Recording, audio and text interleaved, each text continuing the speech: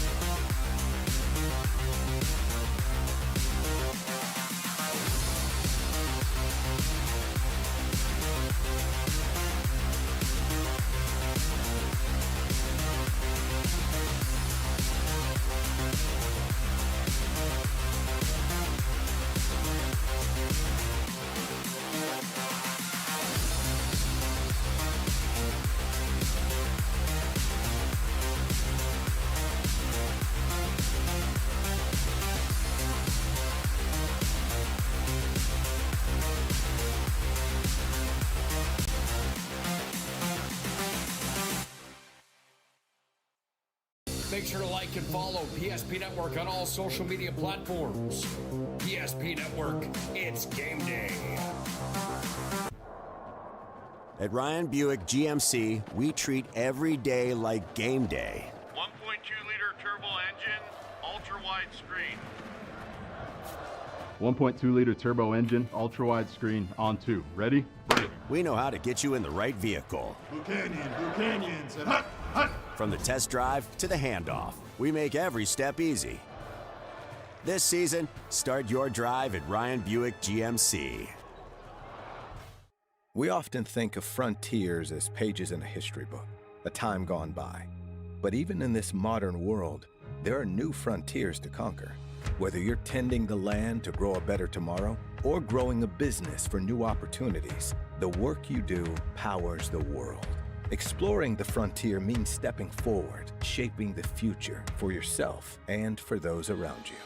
First International Bank and Trust, helping you live first, one step at a time.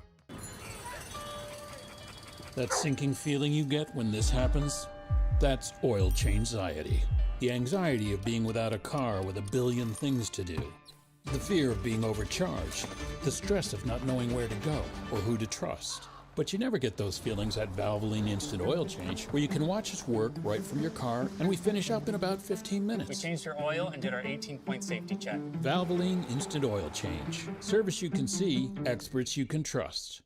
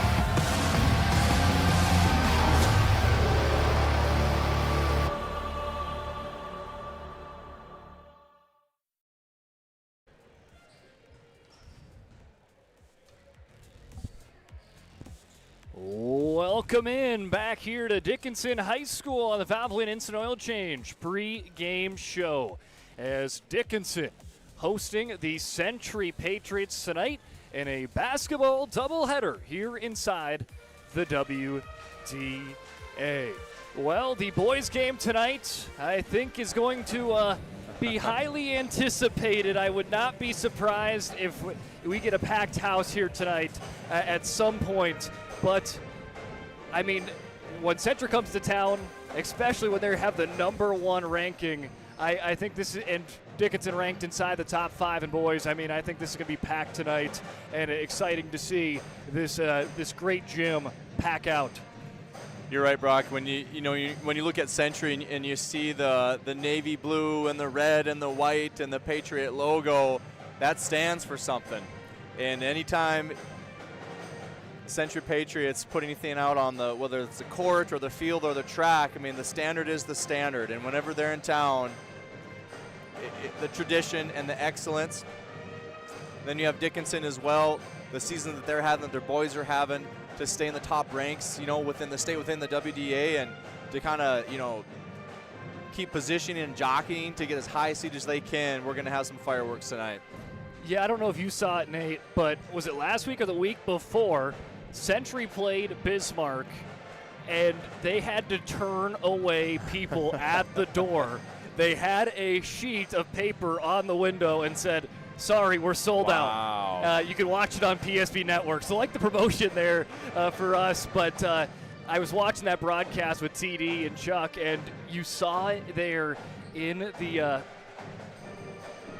and you saw just in that when the camera shot of how full it was. I know they said it was at capacity. I would say it was at overflow capacity because there was people standing in the stairwells and sitting in the stairs just to watch the game there last week. Well, I'm telling you, that's why God put basketball in the winter months for nights like that, and that just shows to how good a quality these coaches and these student athletes are doing, and what they're providing for us, and what they're doing on the court and in the classroom, and it's really fun to be a part of, get to watch high-level basketball. It certainly is, and we're going to start out tonight with the girls' game. Century taking on Dickinson. Century 10-3, Dickinson 2-12, and Century, like their boys team, inside the top 5 in the state. They sit at number 5, so let's take a look at those polls on your screen. Again, we'll focus on that right side.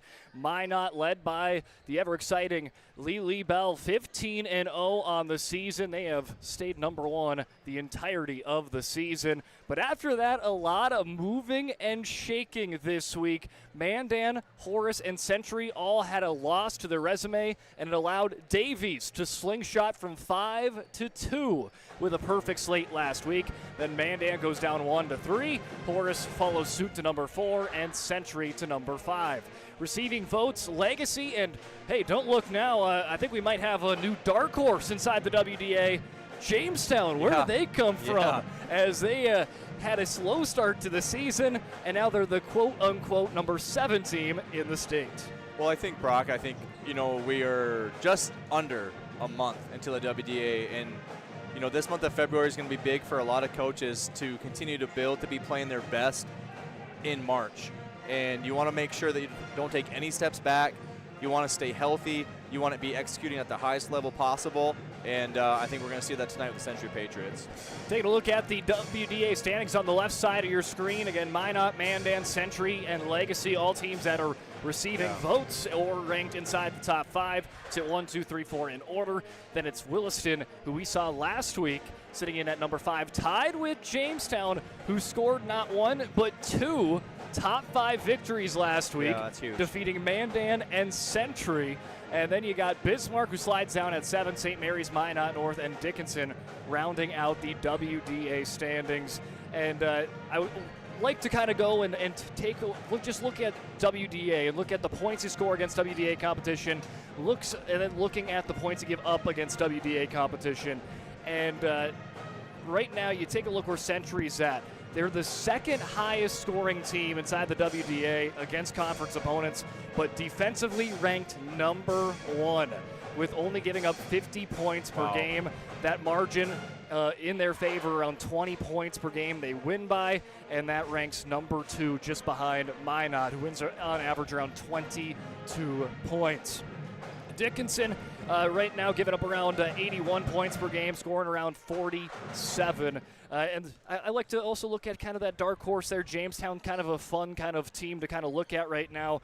For them, scoring-wise, 8th, and then giving up 5th, but they had some stinkers early on in the season where they lost to Century. I think it was Century by 60 points. You take away outliers like that, and that Jamestown team might be in that kind of top 5, top 4 maybe conversation statistically inside the WDA.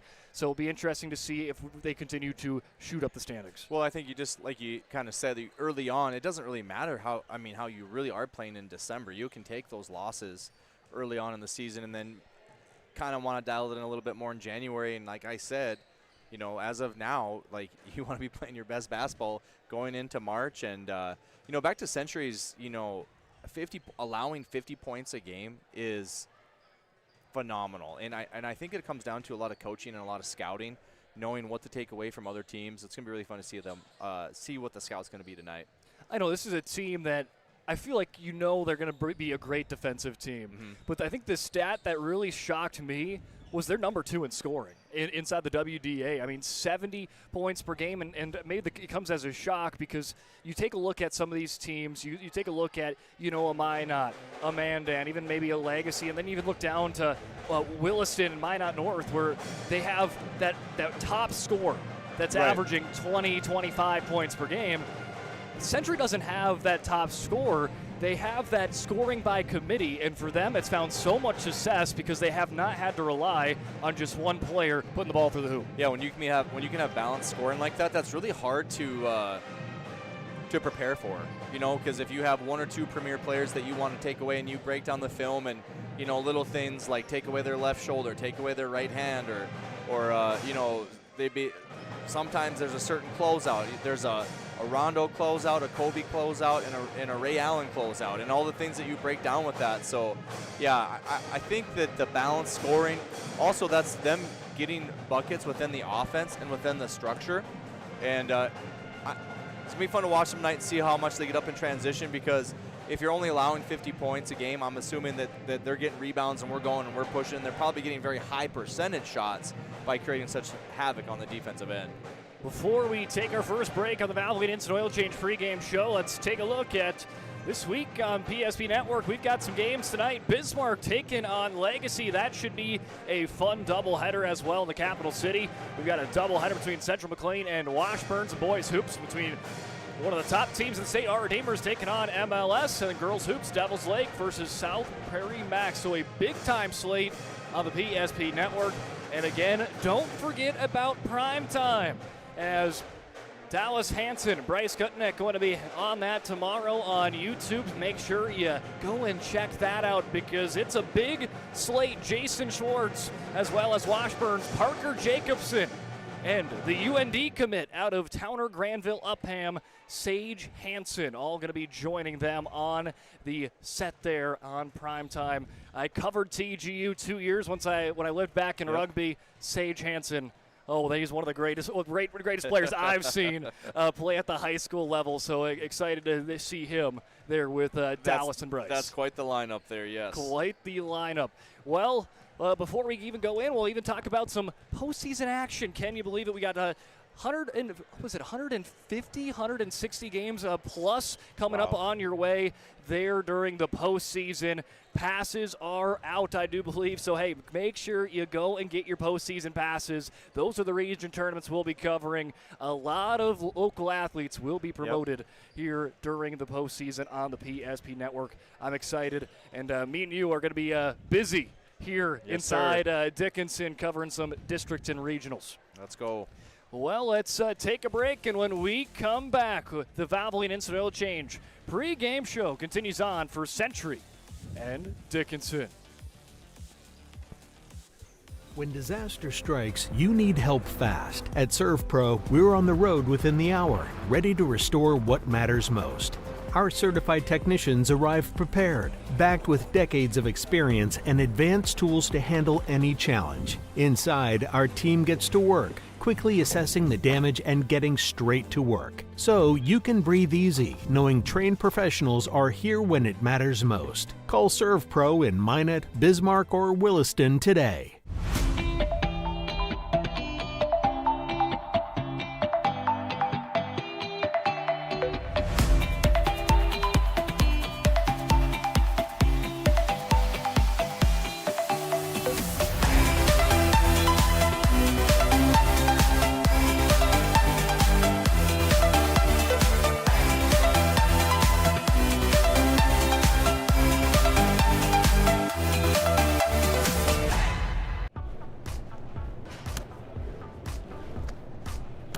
So Carson, how do I become a great football player like you?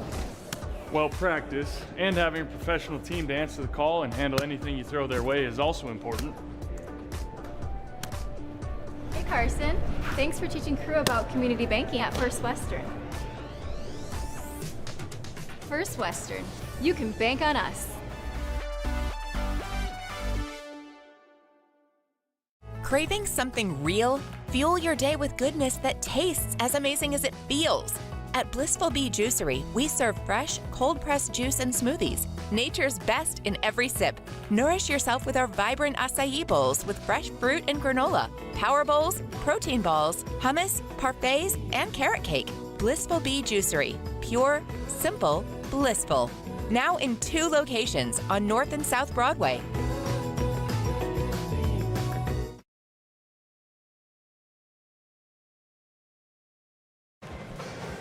Welcome back to the Valvoline Instant Oil Change pre-game show. It's your locally owned oil change headquarters, 25 years. Lundin's taking care of people. Local actually matters. Not to mention, this oil change is a stay in your car, drive-through oil change. Typically performed in 15 minutes or less. You can find them in Minot and in Bismarck. It's Valvoline Instant Oil Change.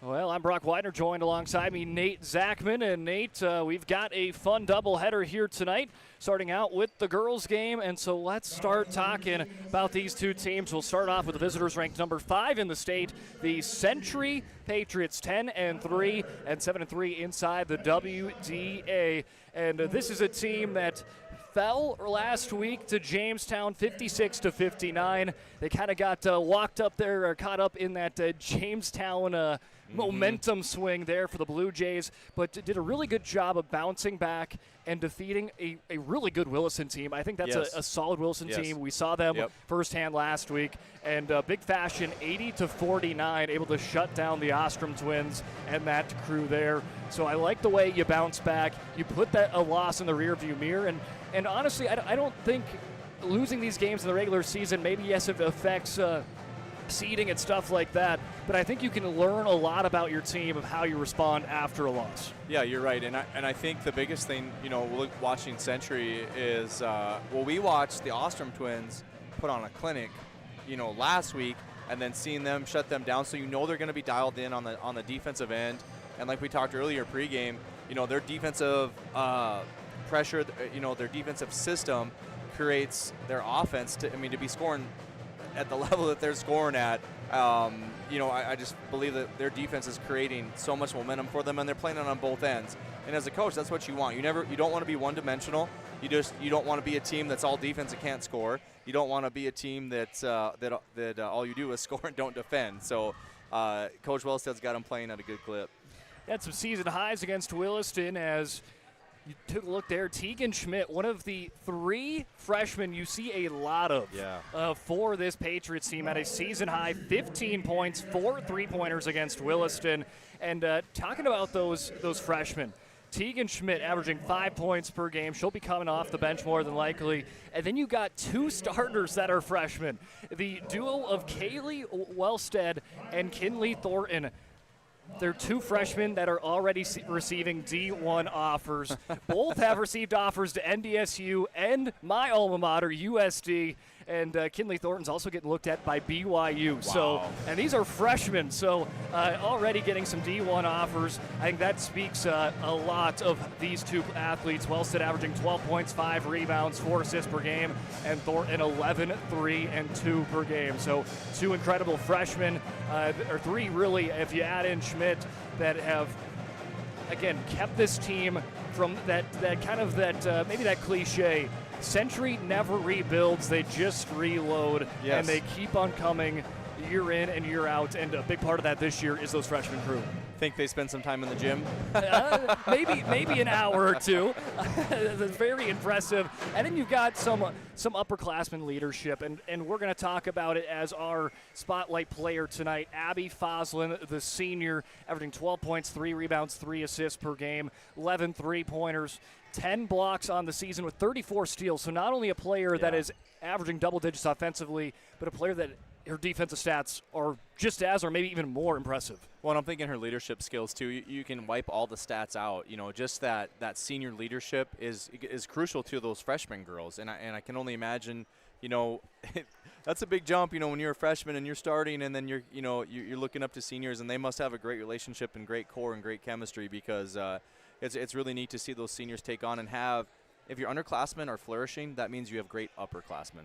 Yeah, there's a great shot there of Abby Foslin, and hit her season high 25 points against the Wilson Coyotes, 3 three-pointers there last Friday, as well with 4 steals and a block. She'll be a key player tonight. Then Addison Weigel's another senior that we'll see quite often, 5 points, 2 rebounds per game, and a junior, Olivia Klempel, 11 points, 7 rebounds per game. This is a team that has a lot of guards, only a few forwards, so look at Olivia Klempel as well as Kinley Thornton to play big roles there in the paint tonight. Well, now let's head on over and talk about Dickinson here tonight, as they are 2-12 on the season, 0-11 inside the WDA, coming off of 3 losses last week against St. Mary's, Williston, and Minot North. But the positive, the offense starting to come along there for the Mavericks. We'll talk about that after tonight's national anthem.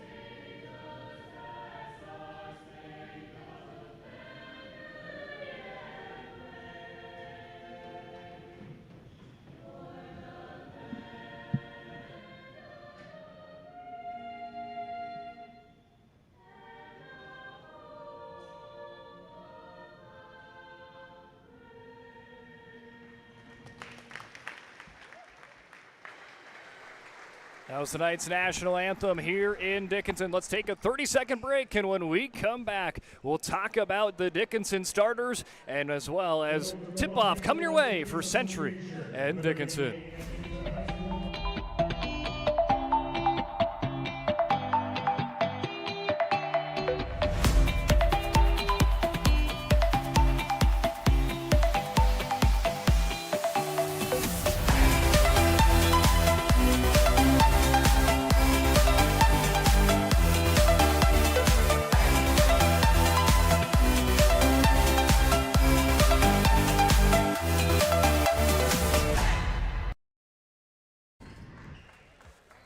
Big thanks out to Valvoline Instant Oil Change for bringing us the pregame show tonight. I'm Brock Widener, joined alongside me Nate Zachman. We talked about the Century Patriots. We talked about players to watch for them.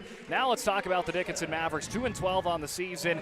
And again, I think that there was a lot of positives from last week. And really talking about the offense. I mean, this is a team that was stuck in scoring around the 40s much of the season, but they saw that really jump up, putting up 65 points against Williston and 70 against Minot North, two of their best offensive performances on the season. So that is a big positive there for Coach Lockett and his staff. You know, basketball, Brock, if you can put it this way, it is a very we overcomplicate it too much as coaches, and I like to see Dickinson High tonight do this: shoot when you're open, pass when your teammates open, and drive to the rim when you don't have either option.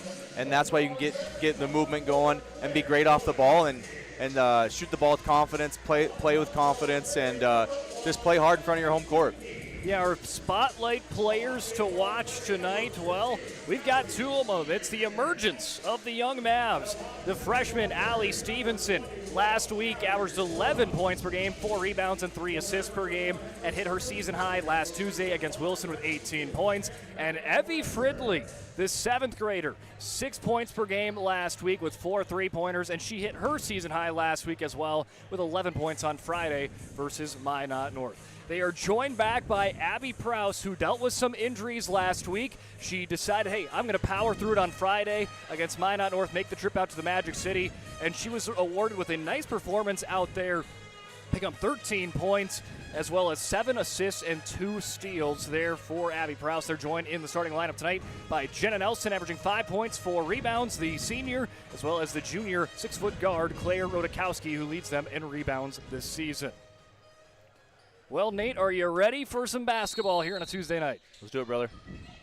As tip-off, it's going to go to the way of the Century Patriots. They're off and running, and here comes our spotlight player, Abby Foslin. She's short on the 3. Second attempt, still bouncing around. Foslin tries to clean it up, and she will come out of the pile with it, and she'll go and shoot 2 off the Dickinson foul. That's something Coach Lockett's going to want to make sure they get dialed in. On the defensive end, you need to be one and done. So they had the corner 3. We need to get a clean box out and get a rebound and go the other way. Foslin's first one left it short. Abby Foslin, she is a U-Mary commit. Headed off and going to be staying in the capital city next year as offensive rebound. Quick jumper just off the side there by Klempel. Klempel again, one of their leading rebounders. She'll get another one. Great ball movement. Working it inside. Nice little roll, but just off the glass from Addie Weigel. Dickinson High finally getting a defensive rebound there. Jenna Nelson works to her right, just brushes off a pair of screens there from Rodakowski. Now finds Stevenson, one of those young Mavs that had a big week last week. Emily Dutke also had a huge week. She might have had one of the biggest weeks of inside the WDA last week. We'll continue on that a little bit later, but a great look in transition for Kaylee Wellstead, one of those phenomenal freshmen, gets the Patriots on the board. Yeah, Century running a good transition break there. Spacing was good. Great pass. Stevenson hit her season high last week. Brushes it off, goes for a 3-point try. Off the back iron, hauled down by Wellstead, pushing tempo. She's got Foslin, great connection, can't quite get the finish. Trying to clean it up for 2 is another freshman in Thornton, but it's out of play. Brock, Century is very, very aggressive on the offensive glass right now, and that's something Dickinson High is going to want to clean up. This Century team, again, ranked inside the top 5 in the state. Very impressive as they'll turn the ball over right into the hands of Stevenson, and the freshman will walk it up the court. Stevenson hits the break at the top of the key. She's trying to pivot around as she's pestered by Wellstead. Now she finds Jenna Nelson. Loses the handle, and here comes transition play. Wellstead to Thornton, cut off by Prowse. Great recovery defense by Prowse, but it's the rebound and put back for Klempel that puts them up by 4. Another offensive rebound. Great on-ball pressure, great on-ball defense here by Century. As Nelson running into Thornton there, but she'll quickly throw the ball down the court, right to Rodakowski. Works to the baseline, shrugs off a defender, tries to get it to Abby Prowse. Prowse runs it down, wins the race to it. Pestered by Wellstead. Now some help defense on Weigel, and there is a foul.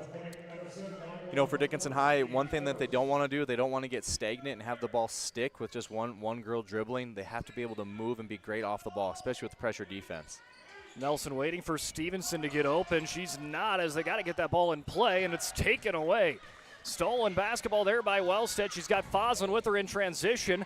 looked at the baseline jumper, decides to drive in, swings it out. Here's a three-point shot, not going to quite hit for Thornton. Good rebound by Prouse there, yep. Corrals it, gets it to Rodakowski, who runs more into the Patriots there of Wellstead, who has been tough to get around here in the early moments. Yeah, she's sticky. You think she's learned something from her dad, you think, about how to play defense? I think so. she took some notes, that's for sure. That's why she's on the court. Stevenson. So chest pass, gets it across right to the top of the key to Nelson. The University of Jamestown volleyball commit at the right wing, now to Dutke. Hits the brakes, pivots around, it's taken away, pushed up by Foslin, right to Thornton.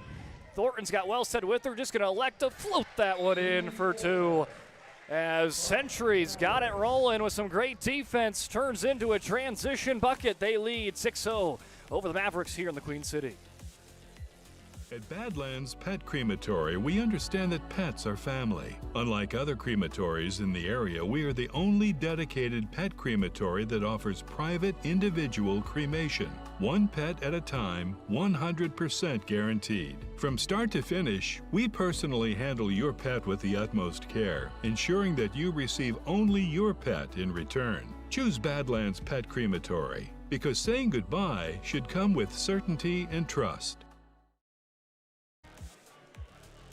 Timeout taken by Dickinson on the First International Bank and Trust timeout. Your full-service, family-owned, independent community bank built on the bond between their employees and customers. Founded in 1910, growing to serve rural and urban communities across Arizona, Minnesota, North Dakota, and South Dakota. Find them online at FIBT.com. Coming out of the timeout break, Nelson slices to the defense, looks over to Emily Dutke. Dutke is double-teamed, and that one's pawed out of bounds by Wellstead. When you need a bucket right here, this is something. A good baseline OB play. Run your best player here to get a look. Get a shot off here for Dickinson High.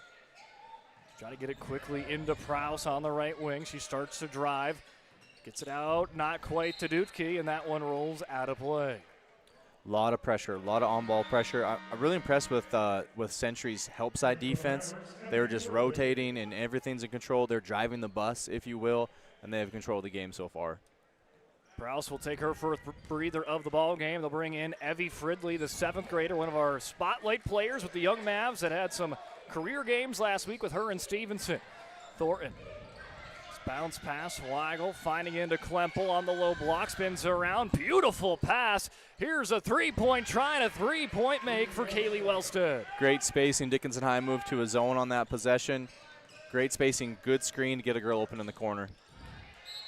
Just a great setup there for Olivia Klempel and her stats. I mean, almost a double-double per game player, 11 points, 7 rebounds, but also averaging those 2 assists per game. Not only can haul down the boards, but she can distribute the basketball. We just saw it there. Checking in for the first time, a freshman, Tegan Schmidt, a steal and a score, and the Patriots up 11-0. That's a good way to make an impression right off the bench right away. Way to be act with the hands and go downhill. And Coach Lockett forced to take his second time out here early as the Patriots have started this one on an 11-0 run to start the ball game, 14-23 remaining in the first half. At Ryan Buick GMC, we treat every day like game day. 1.2-liter turbo engine, ultra-wide screen. 1.2-liter turbo engine, ultra-wide screen, on 2. Ready? We know how to get you in the right vehicle. Bucanyons, and hut, hut. From the test drive to the handoff, we make every step easy. This season, start your drive at Ryan Buick GMC.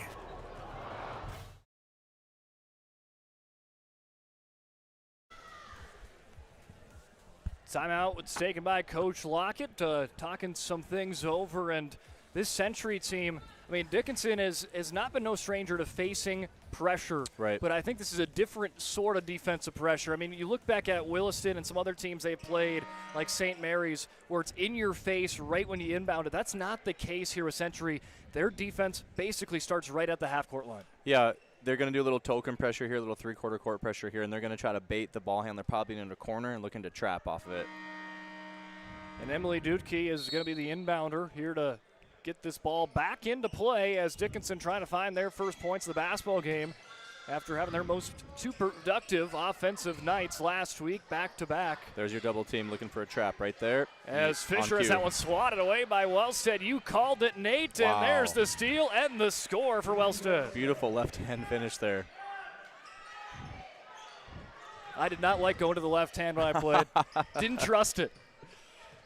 But for the freshman Wellstead, pretty smooth. Pretty smooth with the opposite hand. Rodakowski. Got a post player there. There you go. Down to Halverson. She is triple team. Tries to pull that away, and it's a jump ball. Again, here with this baseline OB here, let's run our best look here, and let's get a shot off here for Dickinson High. Kind of get the goose egg off of the scoreboard. Nate, if there was a pass that was distributed maybe just a second before, yep, Dickinson would have had the look they wanted with Dudke wide open at the right wing after Century triple teamed her. Down low as Rodakowski on that low block. Tries to feed it up to the top to Fridley. Going to get a screen. 3 seconds on the shot clock. The youngster has to pull up. That goes right in the hands of Wellstead. It's the Patriots for the rebound. She's off and running. Foslin works it down to the low far corner to Schmidt. Here comes Klemp, a little elbow jumper for 2. You know, when you watch Century, Brock, all their girls are all skilled. And everybody can handle, everybody can dribble, and everybody can shoot. And that's a nightmare to defend against. It's like the old hockey saying, the whole 200-foot player. I mean, you got 5 of them here for Century. And maybe more than 5 because they're all like that off the bench too. And they're all the same build. You know what I'm saying? Exactly, yeah. They don't have size, but that has not mattered really much this season. Correct. Got about 15 guards on that roster. And yet you're number 5 in the state, so you've done something right. Yeah, and they can just, I mean, like I said, they're just all skilled and they all defend. That's the biggest thing. It's buy-in, it's coaching. I mean, Correct. That's the big thing right there.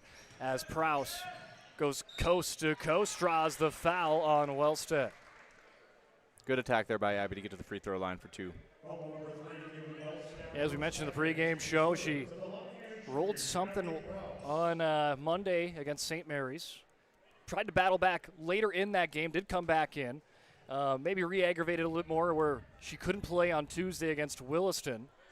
And maybe was even supposed to rest on Friday against Minot North, but you could not keep her out of the lineup 2 straight games. She battled back and had a double-digit performance against Minot North. Yeah, it's great to see her out here. It's just another piece for Coach Lockett to help spread the court. She's a good shooter, a good leader for them, and just having her out here is good to see. As she goes 1 for 2 and puts the first point on the board for the Mavericks.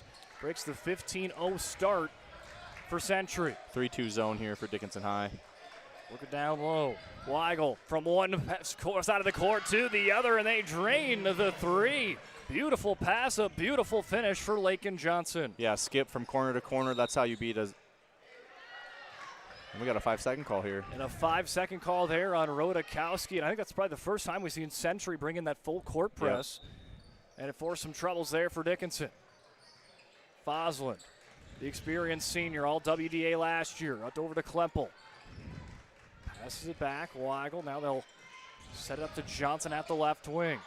18 seconds on the shot clock. Klempel goes to work against Rodakowski. Spins it out. Here's a 3-point try. Another 3-point make for the Patriots. Tegan Schmidt buries it. Driving kick, penetrate. You know, whether it's a man or it's a zone, they're driving to the rim and they're finding the open girl.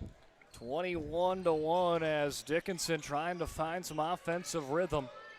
The 3-ball was their go-to last week. They had a big 3-ball week, but right now just have not been able to get the looks they've wanted. Good decision. She'll peel back, play it on to Lakin. Wow. Johnson, 2 for 2 from downtown for Johnson. Big shot. Love the control. Didn't have the layup. Let's kick it back out and find a shooter. Junior comes off the bench, nails 2 3-pointers right away. I think that shows the depth of this Patriots team as Foslin takes it away, but Fridley gets it right back for a second.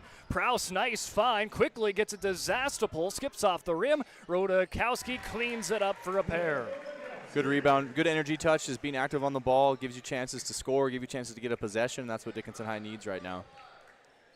Addie Weigel setting up the offense, spins it out to Schmidt, down low to Foslin, right at the elbow. She's going to work down to the low block, bring Rodakowski with her. A little too strong off the back of the glass as Halverson hauls it in. Early pressure for the Patriots. Fridley trying to zigzag past the line, gets it to Rodakowski, spinning around over to Halverson. Free throw line, jumper drains in for Halverson. Good job breaking the pressure, coming down, getting the extra pass. We're going to timeout here. Century. Century going to take a timeout as they lead 24-5, 10:33 remaining in the first half. Our initial reaction when we realized he had 2 broken bones was fear. Then once we realized and got a plan with Trinity and our doctor, a lot of comfort. He told me that he can fix my arm, and he showed me a lot of stuff that he could do to help me. Trinity Health Orthopedics is as good as you can find anywhere in the country. A lot of us take pride in that, and that's why we stay here and we keep doing what we do. Trinity Health, making more possible.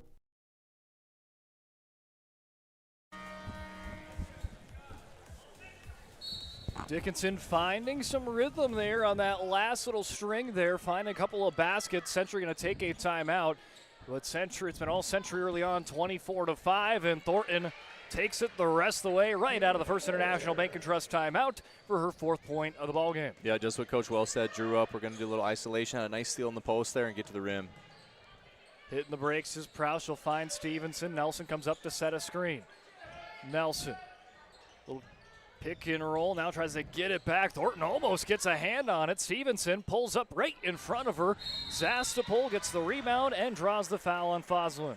You know, those are kind of plays, if you're Coach Lockett, that's what you want to see. Just those energy plays, be around the rim.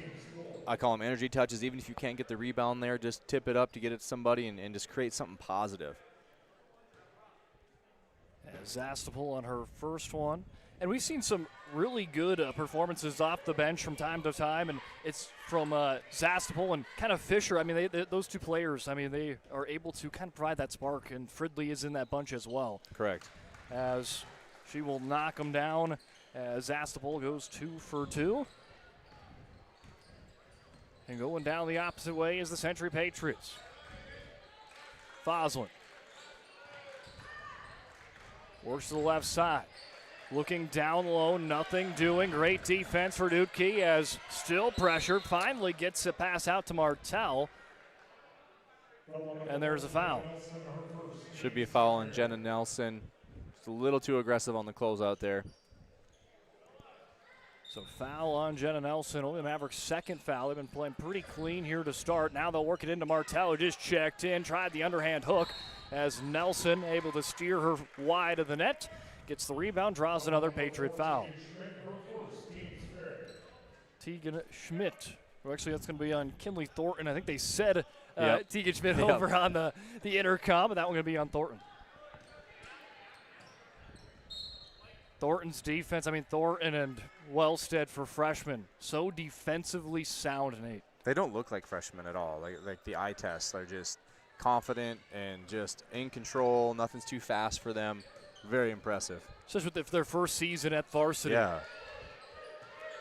As Dutke has that one almost ripped away there by Foslin, will be a jump ball. And I guess that's a big thing of why those D1 scouts are already looking at those 2. Yeah, it's not all about just skill. It's about demeanor and body language and their character, you know. That's some of the biggest things. If you have the talent, you're going to have the talent, but the X factor is between the ears. Kind of that work ethic. Yes. Put in the work, and here comes Thornton right on cue. Tough left-hand layup. She gets the drop. Stevenson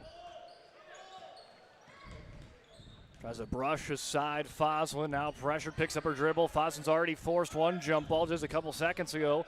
Now she'll get it out to Dutke. Get a big week for her, but she has not been able to pull up and take a shot here tonight. And that time, first time is swatted away by Addie Weigel. I mean, Emily Dutke had quite the week last week, averaged 19 points per game, had 22 against Williston on Tuesday, 21 on Friday versus Minot North, coming off of back-to-back performances where she's hit 6 3-pointers. Yeah, I would like to see Emily off ball and receiving a pass, because when her feet are set, she's a great shooter. Pulling up, Wellstead almost rattles in. As cleaning it up is Martell for 2. Another offensive rebound for Century.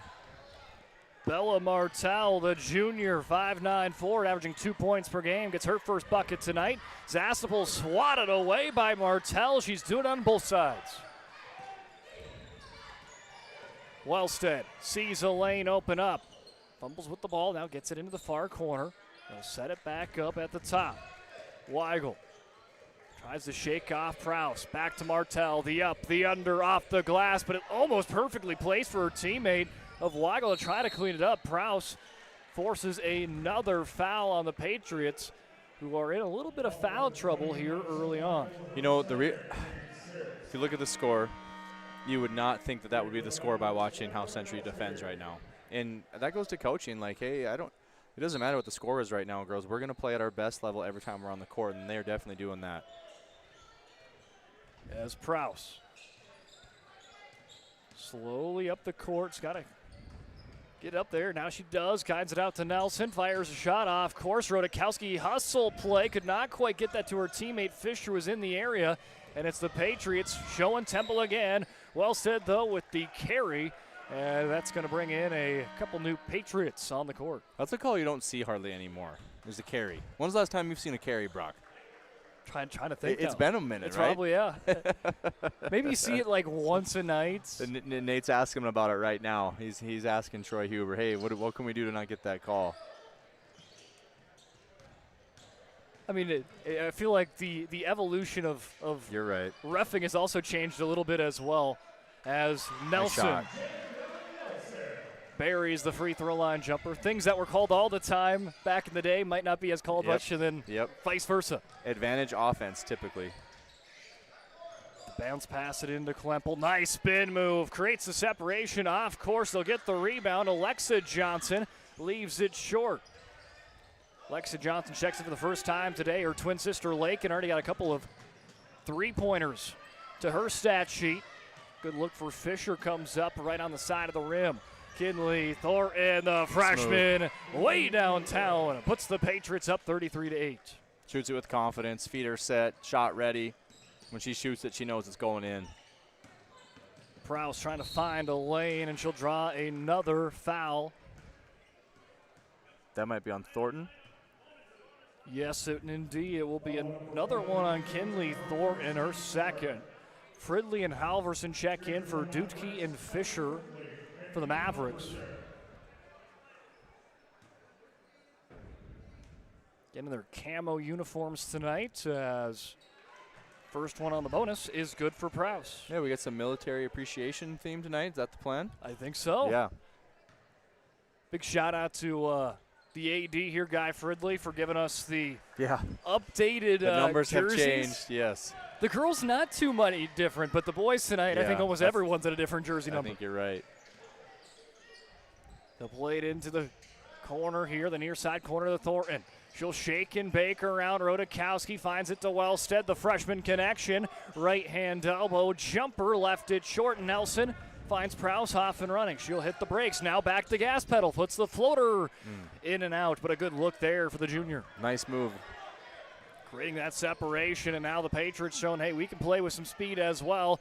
Wellstead's three, in and out. Klemple trying to rip one away from behind Nelson and forces a jump ball. Just relentless defense from Century. Relentless defense and relentless rebounding, and I'm assuming, Coach Wellstead, if you don't go rebound and you don't defend, you will not play, and that's how these girls are on the court. As we'll go from Prowse to Nelson, back to Prowse, plays it off her knee, but will re-haul it back in. As Becca Cowens right now mirroring her. The freshman going to get screened away for a second. Halverson, triple team, nice pass. Fridley fires the three off the rim. Two-hand rebound for Wellstead. Good look. You want to get the ball in the post to slow down the pressure. Wellstead to Thornton. Couple jab steps back down to Wellstead. Going up against the senior. Fakes one pass, now kicks it out. Thornton feeling it. Slingshots off the rim, almost right to Wellstead, but Nelson doing a good job of cutting that one off, and football throwing that one to Prowse. Prowse to Rodakowski. Halverson, some nice passing off the front of the rim.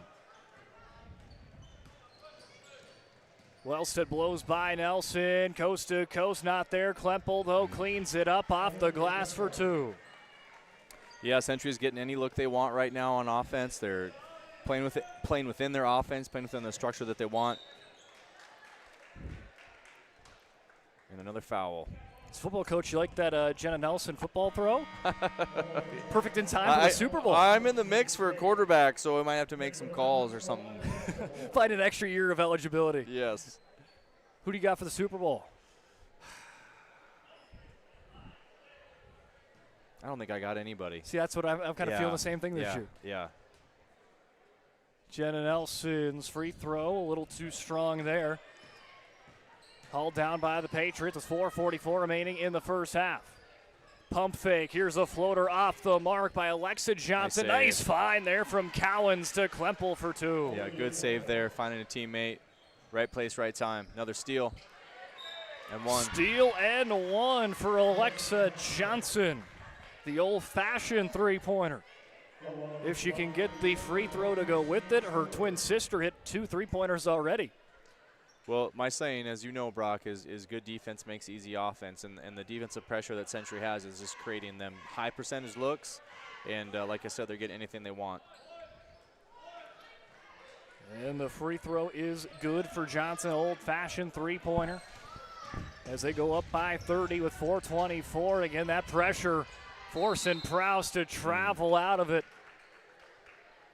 Prowse was looking for any escape out of it, took the extra step. I like when Century goes to that 1-2-2 zone press. They're looking to trap in the corners, coffin corners. You got to get out of the corner, got to get the ball in the middle. What's really impressive, though, is you got with these freshmen that are really the ones that are leading this trap defense. Yes. Yeah. Wellstead to the left hand, draws the foul on Rodakowski. You know, both Wellstead and Thornton, what I've noticed, Brock, is they can finish so well with their offhand. They go left just as much as they do right. And you don't really see that all too often, especially with younger players. They want to go to that handiness. Especially for freshmen, and just the countless hours that these girls have been in the gym to hone their craft is paying off for them. It's fun to watch. As Fosland will hit the go 1 and 2 there, and that's 41-10 in favor of the Patriots. Poked loose. As that's going to be a travel call. Another one forced because of the tough defense. Brought to you on the way of the Patriots. Got some subs here, got some rotations. Nate, I've really liked kind of seeing these young players inside the WDA this year. I mean, yeah, you've got a whole bunch on the Dickinson side. We saw Williston, and then their youth, impressive sophomores and freshmen there, and a lot of great freshmen on this Century team that are helping them to a very successful season. As Olivia Klempel gets that one off the glass. Yeah, you can say the WDA is going to be in good hands for the next few years with all the talent coming up. Because every now and then you'll see teams kind of in that rebuild, but since there's so much youth on all these teams, I don't know if that's going to happen. I mean, especially when you look down, maybe even 2 years down the line, I think it's going to be maybe one of the best years we've seen inside the WDA in some time. Yeah, when these girls get to, the junior, senior, and they're competing, and,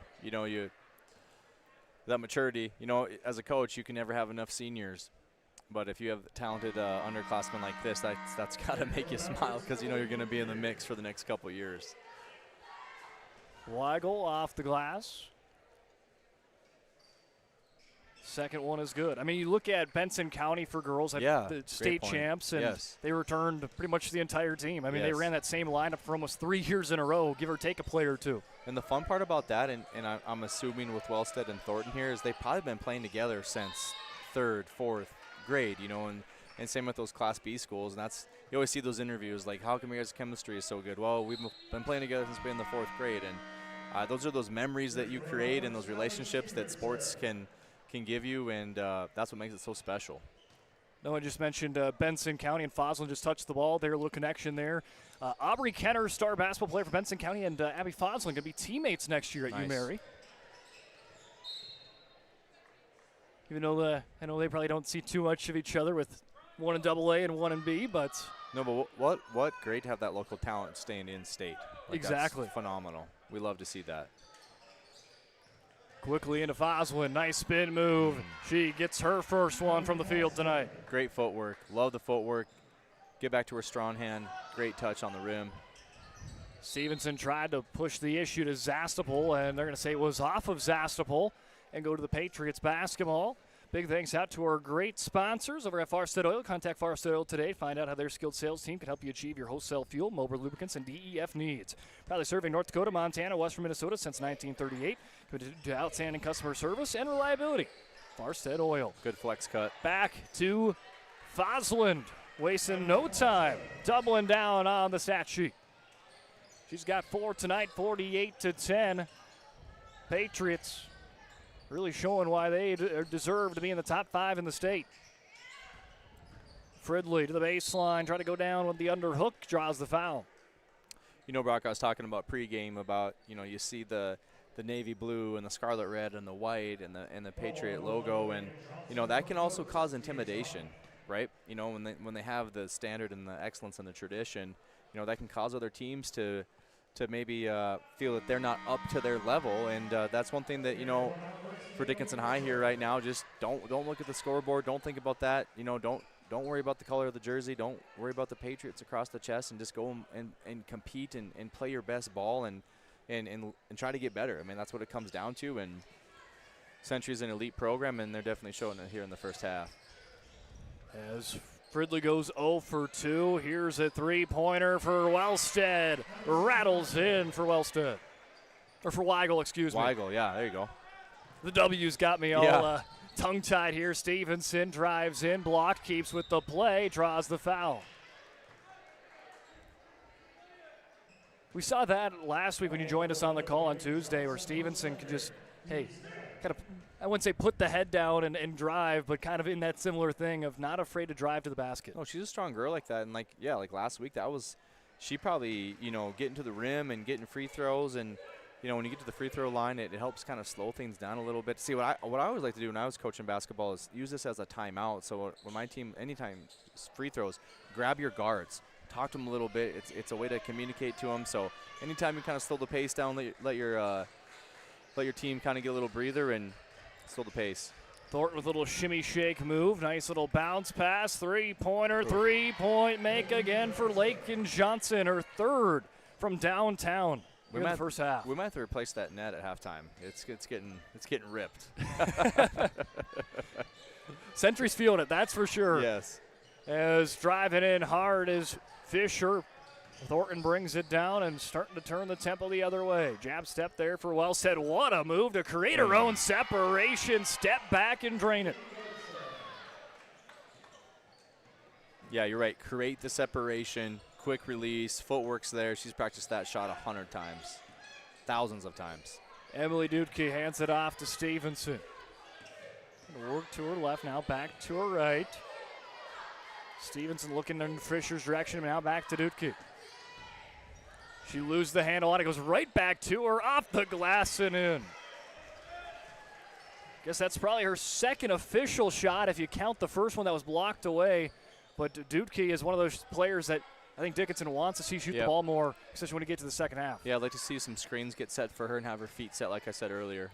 Thornton, nice footwork, rattles home. Little dream shake right there in the post. That was smooth. I know she's got an offer to my school, USD, and I would be excited. Is that what you're pulling for? Hey, I'm not going to say where to commit to, but as a USD faithful, I would be pretty excited. I'm assuming she's going to have a few more offers before I think so, yeah. Before a decision is made.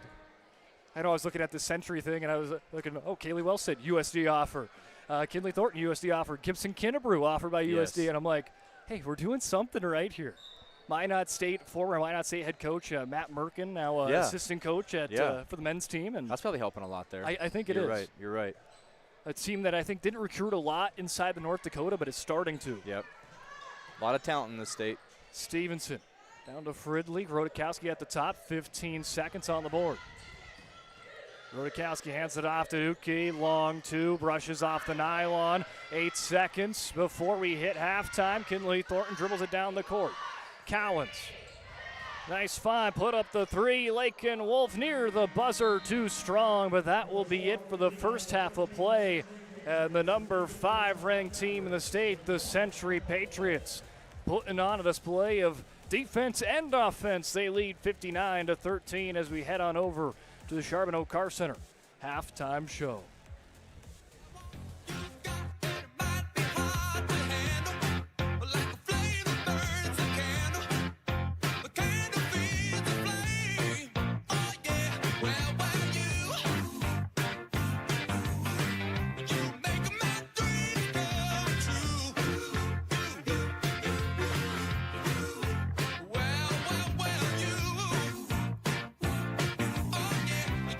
Only at Qdoba. We started with small beginnings. And just like the visionary entrepreneurs we serve, we turned an idea into reality. PNC National Bank, where possibilities begin right here at home. This presentation on the PSP Network is proudly brought to you by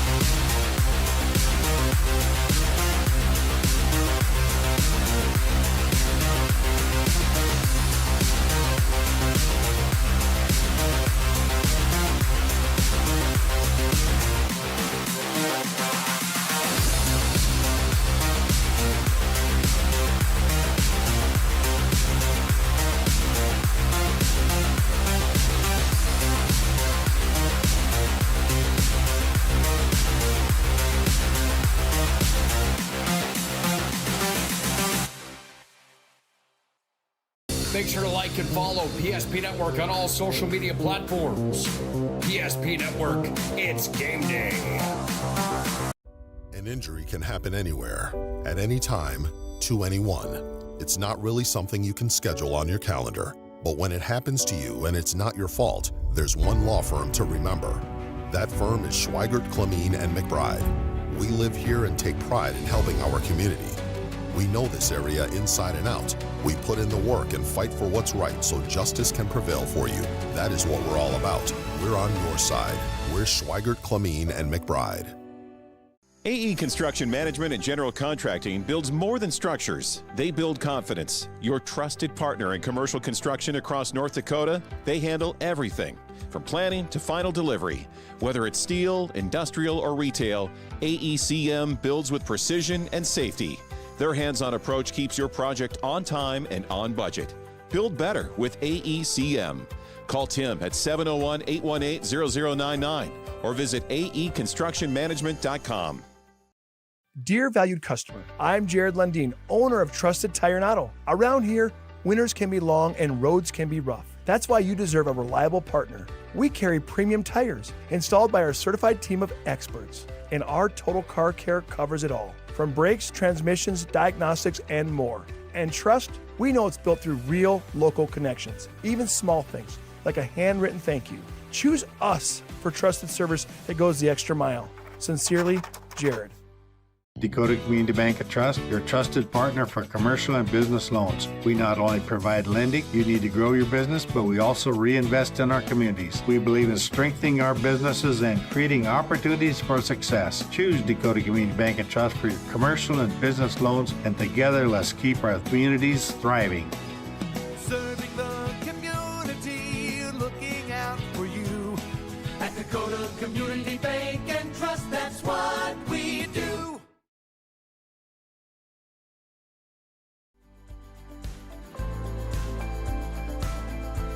At Planning Team Financial Advisors, we help individuals create their personalized strategies.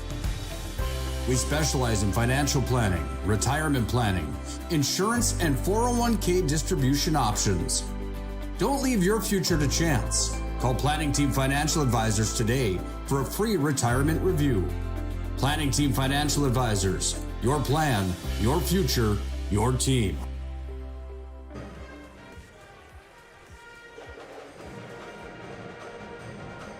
Well, there's the ball going through the hoop on your screen, and since we've turned it on, I don't think they've missed in there. I jinxed it there. But that is kind of the what the story has been there for Century. I mean, I don't even know what's the best word. I know relentless defense, but I mean, this team is just firing on all cylinders here tonight, and there's no surprise why the voters inside the media have really liked this team out of Bismarck. Yeah, this is the half that Coach Nate Wellstead wanted to have. You know, you travel, you're on the road. You just never know like how your athletes are going to respond, especially on the road. And sometimes there's nothing more inconsistent than a high school athlete. And they're putting on a clinic. You know, they're putting on a clinic, shooting clinic. I'm so impressed on how they defend and you know, they do such a good job of defending and pressure, and then not hurting their hustle. They don't foul. They play with their feet.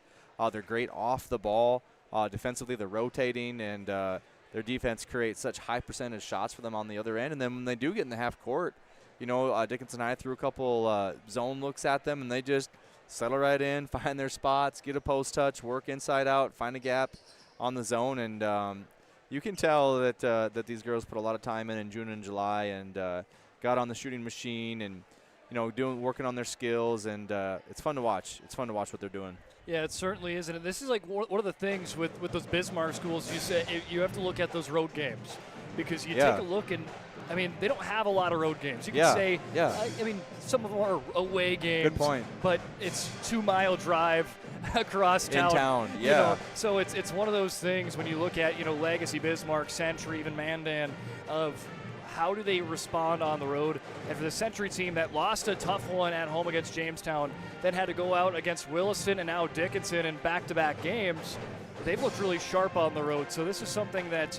you have to really like if you're on this coaching staff or if you're a fan of the Century Patriots. Yeah, you're right. You know, traveling out west, and I think pre-season you kind of look at that and make sure that you probably handle some things differently, the way you structure your practice, and knowing you're going to be traveling on the road. And they're a well-oiled machine, Brock, and hats off to Coach Wellstead. Now coming out here, he doesn't want to, you know, have any negative plays.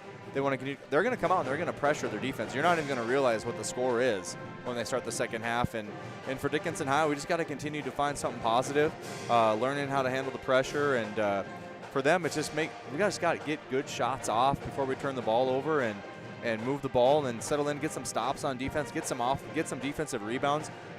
Century has been dominating the glass, and again, more high percentage shots, and they're sending 2 or 3 girls at the hoop to go get offensive rebounds, and they're going to go right back up with it. And that's not scheme, Brock. You know, that's just want.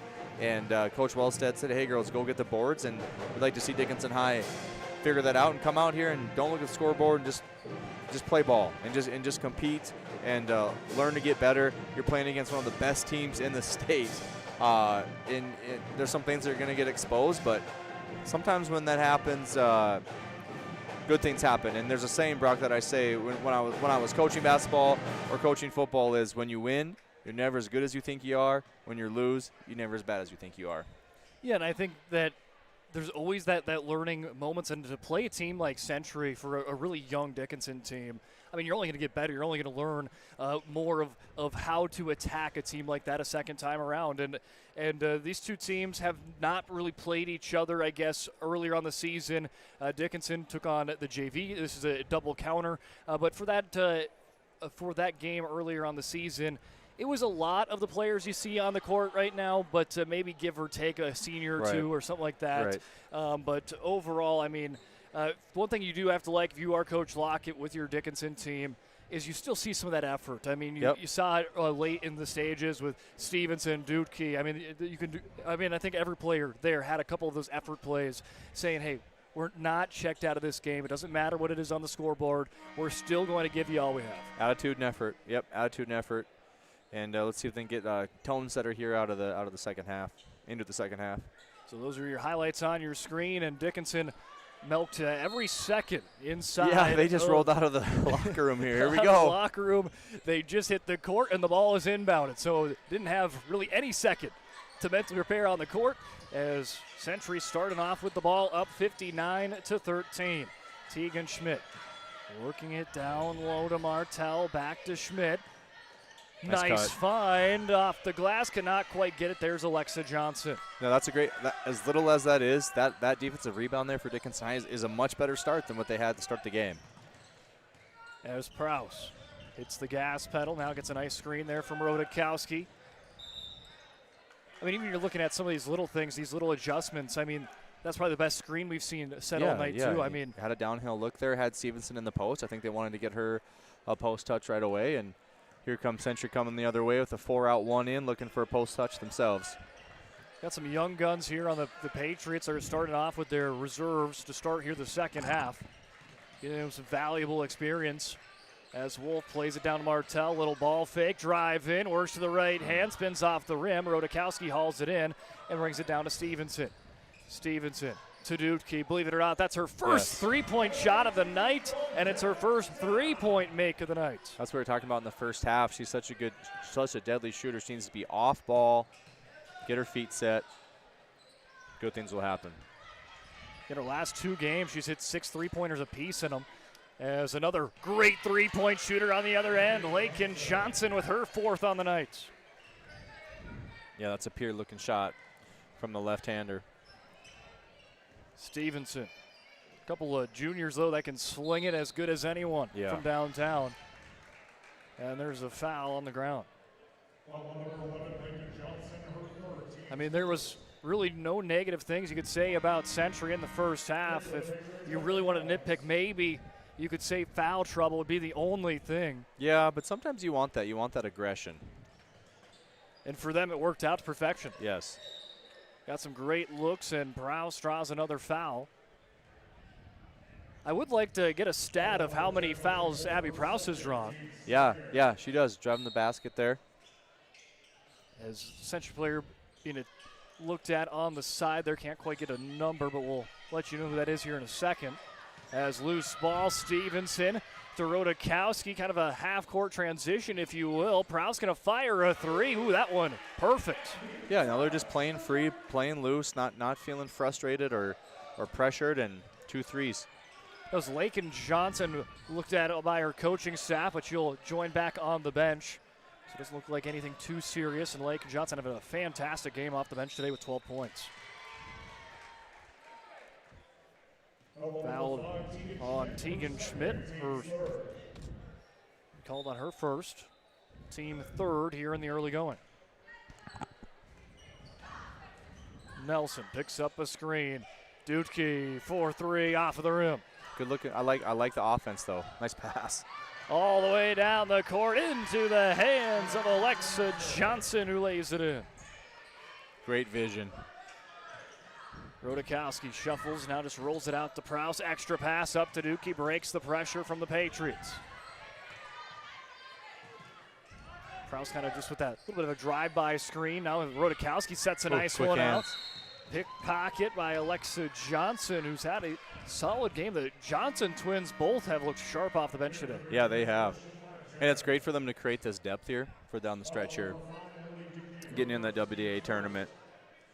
I mean, this team has as good as a starting lineup as probably anybody, and if you add in that depth, yeah, that's going to be pretty scary when you get to the WDA tournament. And well coached, they're gonna be a tough out.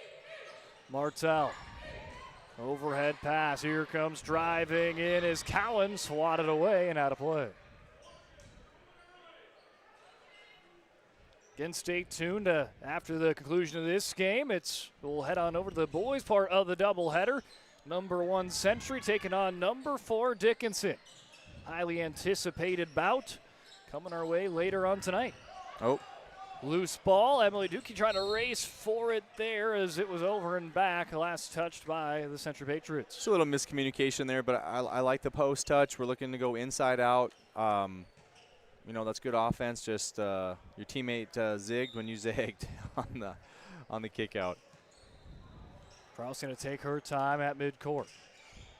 Gets it out to Stevenson, working in, trying to get it to Dookie. It's intercepted and off and running, trying to transition from a steal and a score, but it's a steal and a foul. Alexa Johnson cuts off the route. She'll go to the line to shoot a couple. Yeah, just playing the passing lane there, being aggressive. Again, not looking at the score. The standard is the standard, and we need to defend and we need to contest every shot. That one rattles on home for Alexa Johnson. She's got 6 points tonight. Make it 7.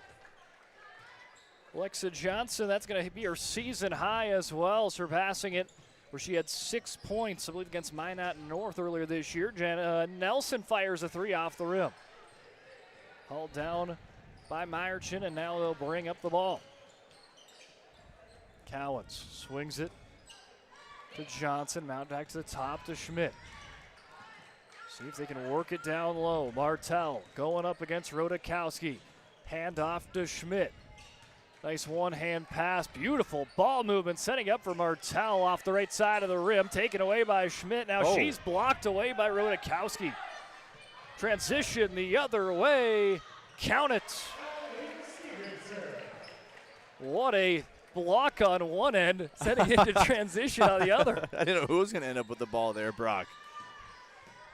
That was a nice little back and forth action on both sides. So I'm going to look at that one on the Ryan Family Dealership instant replay when we get a stoppage as Martell backs down Rodakowski, making it look easy. Good footwork, getting to her left-hand shoulder, right-hand hook. Dudke hits the brakes, hands that off to Prowse. Yep. Poked away, and as we have the stoppage, let's see if we get that little block on one end. See just the back end of it there. Right there it is from Rodakowski. Quick sends it out to Prowse, push it up.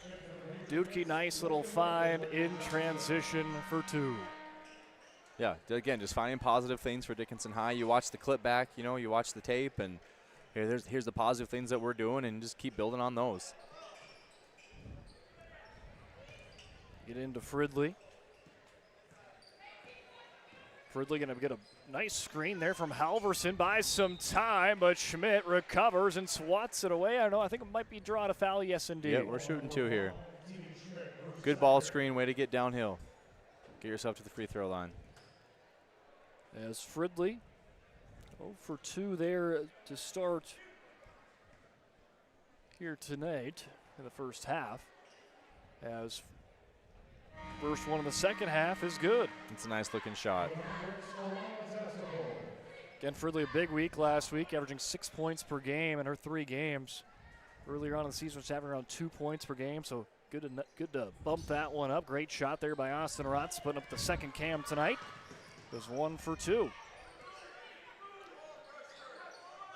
Collins to Johnson. Plays it over to Meyerchin. This ball moving around the perimeter, seeing if they can find something to open up. Schmidt's three-pointer. Follows her own shot, peels it away. Meyerchin for 2. Nice little jumper. Again, coming back to offensive rebounds, creating space. It's hard to get reorganized on defense off offensive rebounds. 70-22, 40 remaining here in this one. As another foul drawn for Dickinson. They'll be taking on Minot's JV squad on Friday. We'll have that matchup for you right here on the PSP Network, as well as the boys' game after on that doubleheader against the Magi as Halverson. Nice entry, good seal. It's good fundamental basketball right there. Halverson picks up her second bucket of the night. Cowens swings it out. Nice find. Schmidt controls the lane. Rebounded by Rodakowski, who's starting to rack them up. Kraus, a little bit of hesitation move, trying to buy some time, lose the handle. Cowens pickpockets Rodakowski with a nice effort play, and I think Coach Locke could be fine with that, giving up that foul. I was kind of hoping we were going to see a decision and maybe that continuation rule right there. Have you seen a lot of that? There was an emphasis preseason with counting continuation fouls to get more N1s. Oh, really? Yeah. I guess I did not see much of that at all. And I thought it would cause, kind of some animosity from, the best officials are 2 rows behind, in the bleachers. So Cowens, what a shot there from Becca Cowens. She's played some great defense today, awarded with her first bucket from downtown.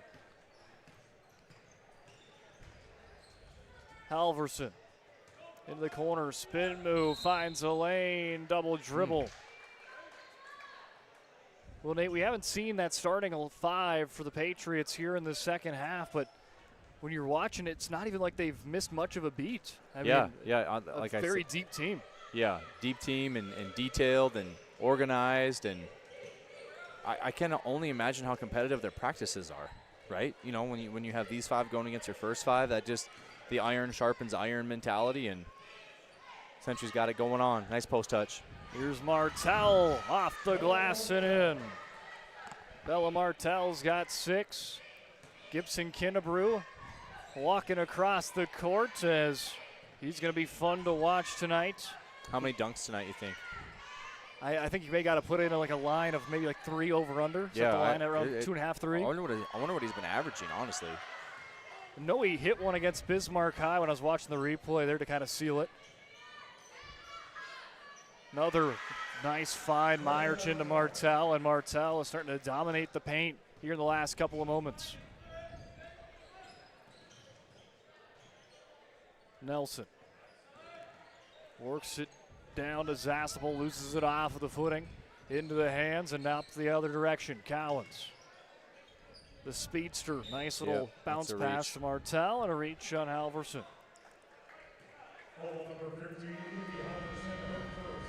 I mean, with those headliners tonight of Kinnebrew versus Cranston, I think that is going to see a lot of eyes tonight on this game. Yeah, you got number 4 versus number 1. It's going to be a fun one. Excited about it.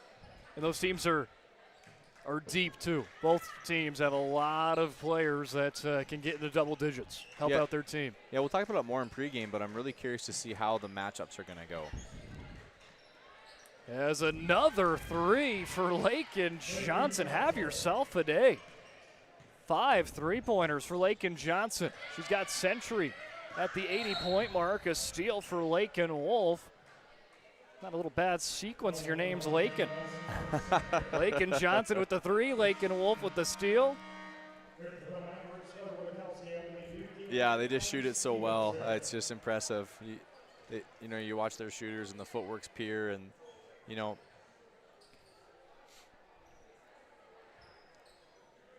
Lakin Wolf going to be the inbounder. So he'll chuck it down low to Martell. They're going to call that one on Rodakowski.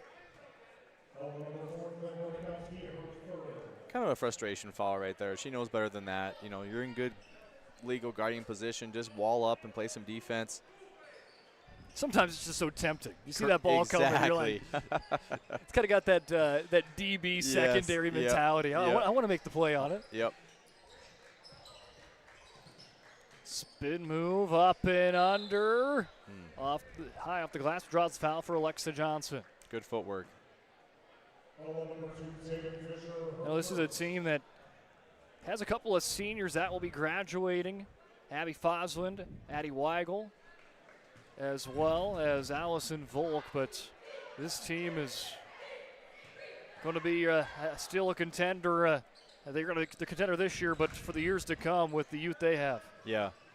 Yeah, and their youth is balanced and spread out. 3-4 freshmen, sophomores. Stevenson, nice backdoor find. Tatum Fisher capitalizes. That's good basketball. Good job reading, being great off the ball. Great cut. Another one. Great cut there on cue. Johnson finding Schmidt for 2. You love to watch players who are great off the ball. Anybody can try to be great when the ball's in your hand. We don't coach and teach enough about being great off the ball. Stevenson settles in. Nice screen from Rodakowski. That one left off the front iron. And it's Century out in transition. Nice look. Johnson, nice look. And there's the bucket from Bella Martell. Great pocket pass right there. It's on full display here. The depth for Century tonight as Stevenson settles in. Off the mark just to the right on the free throw line jumper. Dudke with a great hustle play. Pokes that one loose.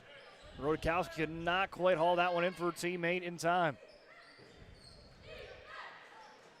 Martell with the ball fake. Finds a lane, spins in for Bella Martell. That's impressive. Majority of the second half here, she's been posting up on the block. They went to a 5-out right there. It's impressive to see her work on the post and then also be able to handle the ball and attack. Spin move for Fisher. Nice. Tatum Fisher, 2 really nice plays for her, back-to-back drives. Yeah. 88-28, 8:08 remaining on the scoreboard. Ball fake there for Lakin Johnson, looking into the direction of Alexa Johnson, her twin. Now they'll kick out to the left wing. Schmidt takes a dribble. Alexa fades back to the left wing. 5 seconds on the shot clock. Here's a 3 for Lakin Wolf, and she's got it, her first bucket on the night. Driving kick, getting good shots within the offense. They're trying to want to milk a little bit of clock. Another good back cut. Backdoor Dudke, nice find there from Rodakowski. She'll go to the line to shoot a couple. Brock, what is Century averaging per game, offensively scoring? Inside the WDA, I think it was 70 points. Wow. You take away all the non-conference games. Wow. And this is certainly going to add to it. Yes. And giving up 50? Giving up 50. Yeah. Average win margin around 20 points. That gives you an opportunity like tonight for Century to develop depth, and these reps are invaluable. For the girls who are coming off the bench, and it just makes your team better. As Dudke gets the second one to go. Shot 12 for 16 at the charity stripe last week in the 3 games. Gets her first one through the hoop here tonight. Nice drive, and there's the left-hand finish. Avery Grandley checks in for the first time today. She checks in about 5 seconds later. She's awarded with her first bucket. Yeah, just playing within the offense, coming off a double stagger, cutting to the opening, and Century's very well coached, and those girls are clicking on the offensive end. Cowens tagged on her third as Dickinson in bonus. Allie Stevenson going to shoot a couple. Around 66% free throw shooter. And she'll make the first one on the bonus. She's got 4 points here tonight, average around 6 on the season, but that number from last week was averaging around 11 points per game last week. A big week there for the freshman. And tonight goes 2 for 2 this trip. We talked a lot about Century's youth, but, Dickinson High's in the same boat. They're going to have some – I know the years maybe seem lean right now in moments like this, but I promise you it'll pay off. Yeah, you got Stevenson, a freshman. You got the 7th grader in Fridley. Yep. And got Fisher's also a freshman as well. Left hand not going to go in as another foul on the play. But yeah, you look at freshman Tatum Fisher. Fridley's a 7th grader. Reese Ryder checks in late in the game. She's a freshman. Yep.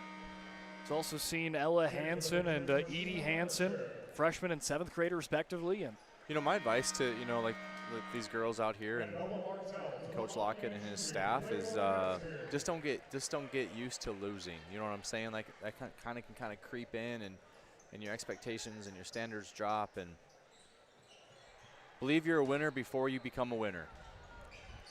It's kind of chasing that winning feeling too. Correct. When you get one, I mean, this Dickinson team rattled off a couple there at the beginning of the season, but they've been chasing that feeling ever since. I know that win against West Fargo Horace at the beginning of the season was huge for that team, as Lakin Johnson has been huge for her team today. That's her 6th three-pointer. That's got to be up to a season record.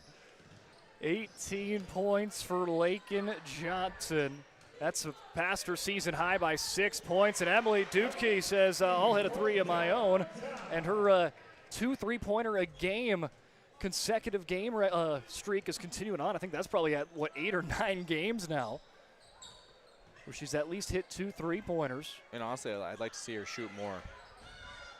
I mean, tonight, I haven't seen her shoot a lot of threes, nice and when she has, it has gone through the hoop. As blocked away, Martell, though, fishes the ball, pays it out, and guess who? Lakin Johnson, another 3-pointer. You ever play NBA Jam? Oh, yes, big when I was growing up. She's heating up. Oh, we're back and forth. Emily Dupke says, hey, let's have a little bit of a duel going on. Yeah, maybe they should just go 1v1 here on one side of the court here. Just a handshake agreement. Those two are the only two that can shoot it behind the arc. But Martell has dominated the paint game in the second half. I mean, what a 1-2 punch Martell and Lakin Johnson have been. Yeah, inside out. Stevenson. Nice screen from Rodakowski, kicks it out. Dukey thought about it. Good recovery defense, though, by Cowens. 5 minutes remaining here in this one. All going to roll out. They'll say it was last touched by Fisher.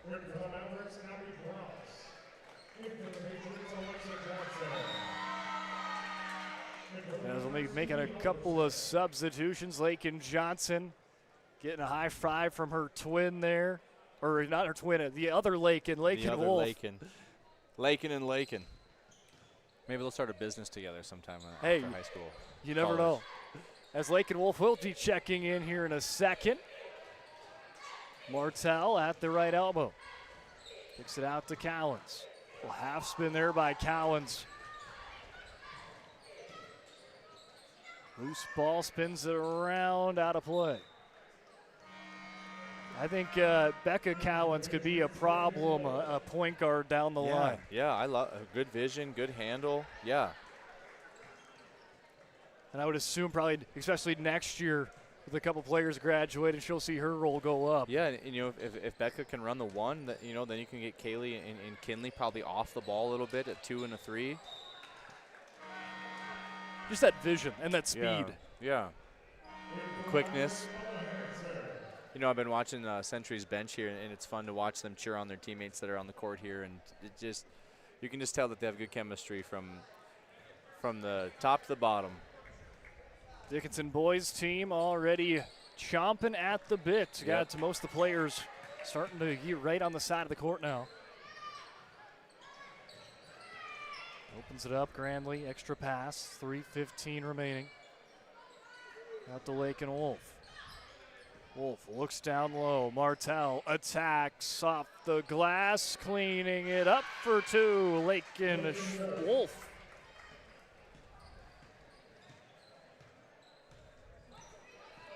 Prowse picks up another screen there from Halverson. Now we'll dump it down to her. Evie kicks it out. Nice three-pointer and a 3-point make for Reese Ryder. Good inside out, feet are set. Nice pure looking shot right there. Again, one of those youngsters off the bench. The freshman comes in, nails a 3-pointer right away. Had the look of what jersey number she's in with the new camo jerseys today. Agent 0 tonight. Agent 0. Up and under, nope. Martell tried a good defense there for Halverson, steers her clear. Another 3-point try there for the Patriots, but a little too heavy on the shot from Alexa Johnson. Tried to go to good play to Dupke and pushed out of play. Some more substitutions here.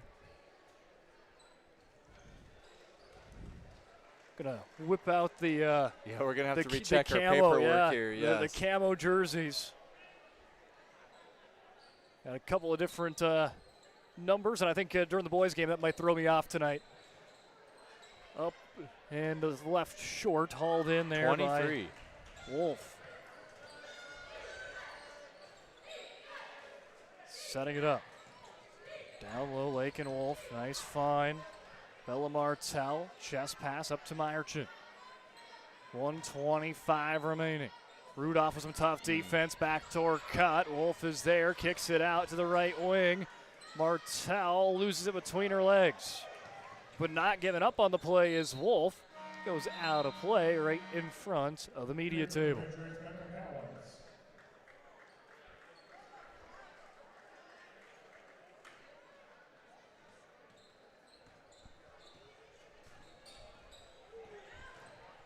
Driving in, Reese Ryder as she gets tripped up.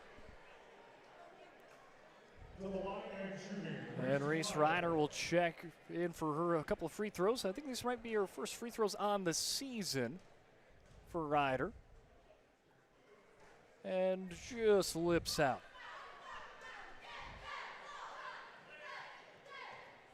It's good to get that experience, though, from the charity stripe for a young player. Yeah, I mean, all these reps are valuable. I never viewed anything as meaningless basketball or meaningless football or meaningless minutes. I know it may look like that on the outside, but it's special to be out here. 40 seconds remaining as they'll dump it down to Martell. Martell trying the up and under, and does Bella Martell. Hey, why not cash in another one on an already impressive night and a career night for Bella Martell? Rudolph lays it down low to Hansen, spin, blocked away. Trying to dribble this one out as Grandley. She'll play it out to Wolf for the last couple of seconds. Century, dominant performance defensively and offensively, picking up their 11th win on the season, their 8th in WDA play as they defeat Dickinson tonight by the final score of 105-40. So let's take a break. When we come back with the Charbonneau Car Center post-game show.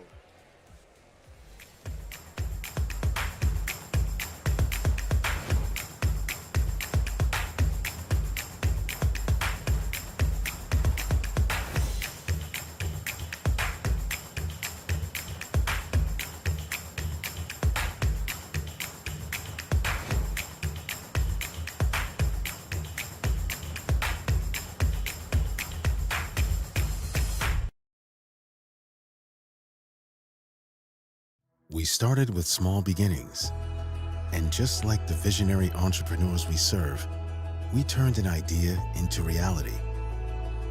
PNC National Bank, where possibilities begin right here at home. This presentation on the PSP Network is proudly brought to you by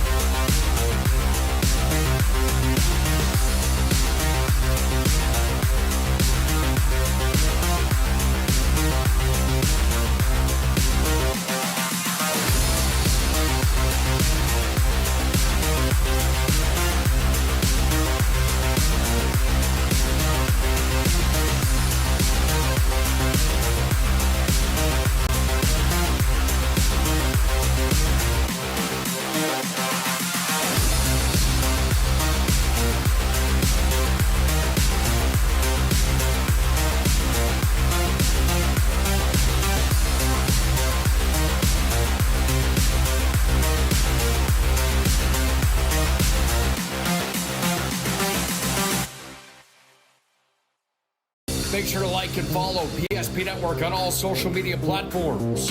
PSP Network, it's game day.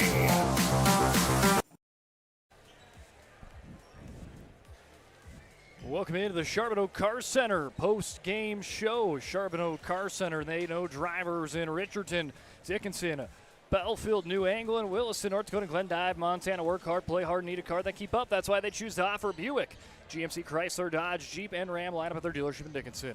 If you're interested in learning more, stop into their showroom and treat yourself to a test drive. Visit them online at CharbonneauMotors.com. Also, big thanks out to Floor to Ceiling Carpet One, Floor and Home, for bringing us tonight's coverage here of the doubleheader between Century and Dickinson. Well, the girls' game goes final, and that Century team showed why they are the number-ranked 5 team in the state. You're right. Picked up their 11th win on the season. I mean, we talked about it, especially early on in that first half. You see a lot of teams provide that defensive pressure by pressing.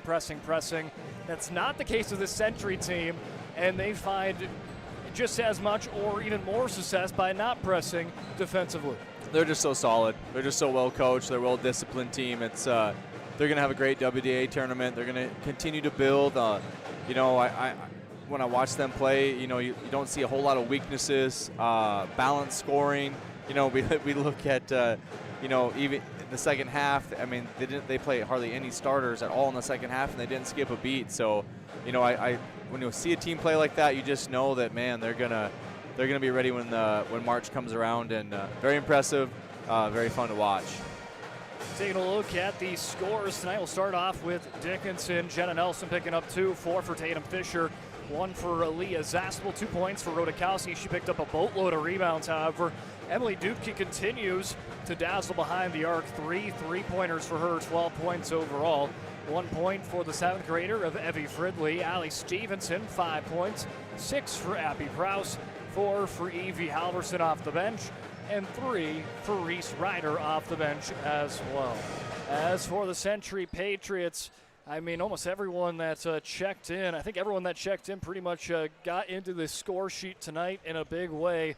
Taking a look at those starters, Kaylee Wellstead with 11, Kinley Thornton picks up 12, Abby Foslin with 4, Addie Weigel with 4, and Olivia Klempel with 10. Then off the bench, Tegan Schmidt picks up 7 points, Lakin Wolf with 5, Alexa Johnson has a 9-point game, 3 for Becca Cowens, then Meyerton with 2, Granley with 2, Bella Martell, I thought, had a really good game inside the paint. She had 16 points. But tonight, we'll head on over the Sports Clips MVP, coming off the bench with a season high of 21 points. And how did she get all 21 points? 7 3-pointers for Lakin Johnson. I don't even think she missed much, if at all, from behind the arc. Yeah, I wasn't charting it, but it was every time you shot it, there was a pretty good feeling the ball was going in. And, you know, sometimes you have nights like that, and great to see a girl like that, you know, seeing all her hard work pay off. That, you know, shooters are developed, and it's impressive to see all that hard work get paid off, and congratulations to being the MVP. So that's our Sport Clips MVP. Make sure you head on over to our socials on PSP Network on Facebook, Instagram, and Twitter, as we'll have a post up there with our MVP pick of Lakin Johnson later on tonight. Well, for the Century Patriots, again with this win, they advanced 11-3 on the season, 8-3 in WDA play, and they have gotten Mandan on Friday night at home. That's going to be a big one because Mandan sits number 2, Century right at number 3 inside the WDA. Dickinson next up again on Friday night. They'll take on Minot JV, and then they'll have Legacy and Mandan coming up next week for the Mavericks. Well, that's going to do it for the Charbonneau Car Center post-game show. It's going to give us enough time to head on over and get ready for the Valvoline Instant Oil Change pre-game show for the much-anticipated matchup for the boys, as the number 4 ranked Mavericks host the number 1 team in the state, the Century Patriots. That's coming your way when we return. Presentation on the PSP Network is proudly brought to you by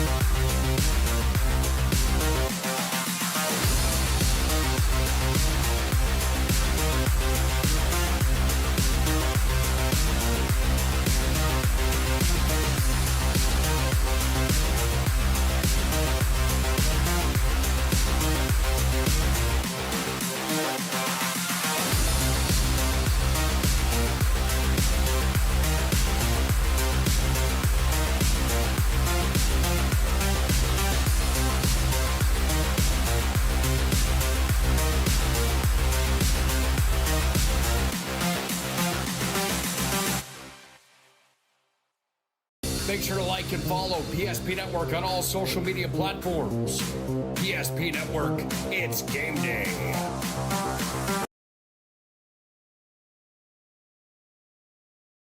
Since 2003, the architects and engineers at Acriman Esold have been enhancing everyday life.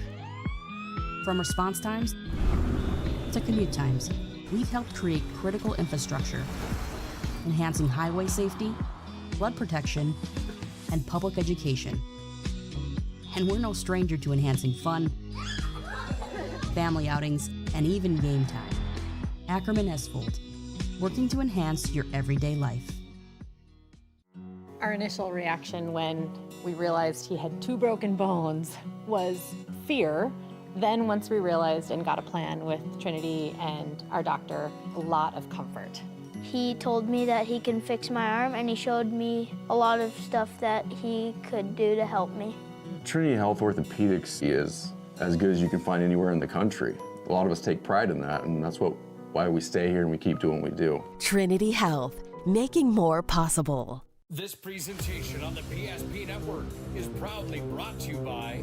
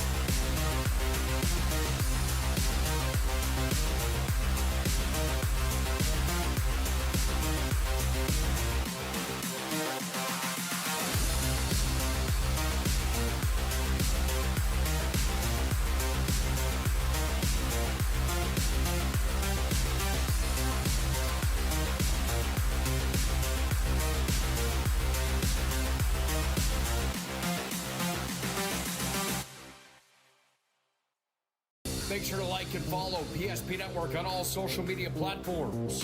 PSP Network, it's game day.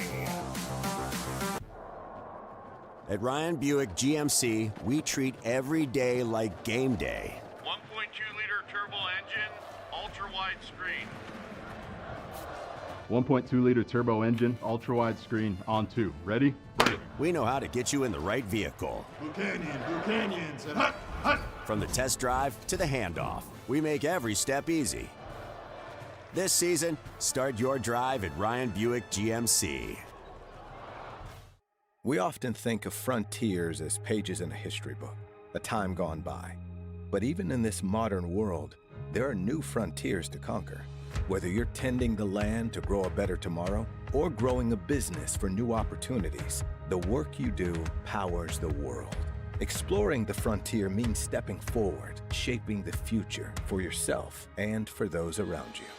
First International Bank and Trust, helping you live first, one step at a time. That sinking feeling you get when this happens? That's oil change-anxiety. The anxiety of being without a car with a billion things to do. The fear of being overcharged. The stress of not knowing where to go or who to trust.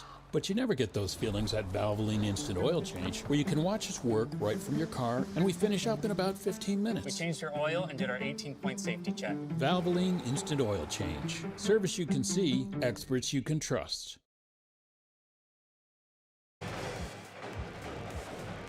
Welcome back in as we welcome you in for the Valvoline Instant Oil Change pregame show for the boys game. Part of our doubleheader tonight, one in the books, one more to go. And it's a big one. It's a top 5 in the state bout. Number 1 Century taking on number 4 Dickinson here tonight. It is going to be a packed house, and Nate, it's already starting to fill in here as we get closer and closer to tip-off. I'm getting excited. I honestly think I could get in warm-ups here a little bit, and I don't know if I can quite get a flush dunk, but I could do, rock the rim here a little bit. I'm getting pretty fired up here, Brock. You're that fired up? I'm fired up, man. I couldn't even do a rim grazer. I do not have a vertical, so I would say it's pretty impressive. Yeah, the environment's packing, and it's going to be a good one. We're glad to be here. Well, there's a lot to unpack in a short time in this one, so let's jump right into it. We'll take a look at the polls. And as we mentioned, number 1 Century, number 4 Dickinson. Bismarck High and Horace split the gap between the two. Davies at number 5, and West Fargo and Legacy are in receiving votes. Now let's move on over to the standings. Again, focusing on that left side of your screen. Century, the lone undefeated team, 11-0. Bismarck, 10-1 at number 2. Dickinson finds themselves kind of tied for that 3rd spot right now inside the WDA with Legacy, but they do have that tiebreaker as of now to give them that 3rd seed. That's Legacy, Minot, Mandan, St. Mary's, Minot, North Jamestown, and Williston. And if I'm a team, I don't know who I would even want to play in the first round of the WDA tournament, because you take a look at, 5, 6, and 7, which would be your normal lower-seeded teams. I don't want to play Minot. I don't think I want to play Mandan. I've seen what St. Mary's can do when they're firing on all cylinders last week. I think Dickinson learned the hard way on that. And just no easy game. And even look at Minot North. I mean, when Braden Blickery can get going, he can carry. Keep that team at striking distance. And when he gets some help, that team can also maybe try to knock down a team or two as well. You're right, Brock. I think the mindset, though, is anybody, anytime, any place. And that's what the attitude needs to be in this WDA, regular season and then into the tournament. Like, hey, our guys will be ready to go play anybody, anywhere, anytime. And when that ball gets tipped up, we're going to ready to play some ball. Let's take a look at the Century Patriots, 14-0 on the season, 11-0 on the WDA slate. And this team, they play teams out of state. They play Nebraska. They play Wyoming schools. And it seems like every year it just sharpens them because they come out ready to play every single year. These two teams played each other early on, January 2nd of the new year in Bismarck, and it was a close one, 7-point victory for the Patriots on their home court. And you take a look at just the stats in that game. Dickinson shot 47.7%, Century 48.1. Nothing that was determining one way or the other. Both teams shot it pretty much the same. Dickinson shot it a lot better from the charity stripe, though, 88% to 53%. But you look at the transition points and points off of turnovers, and that is what tipped the balance that night for Century.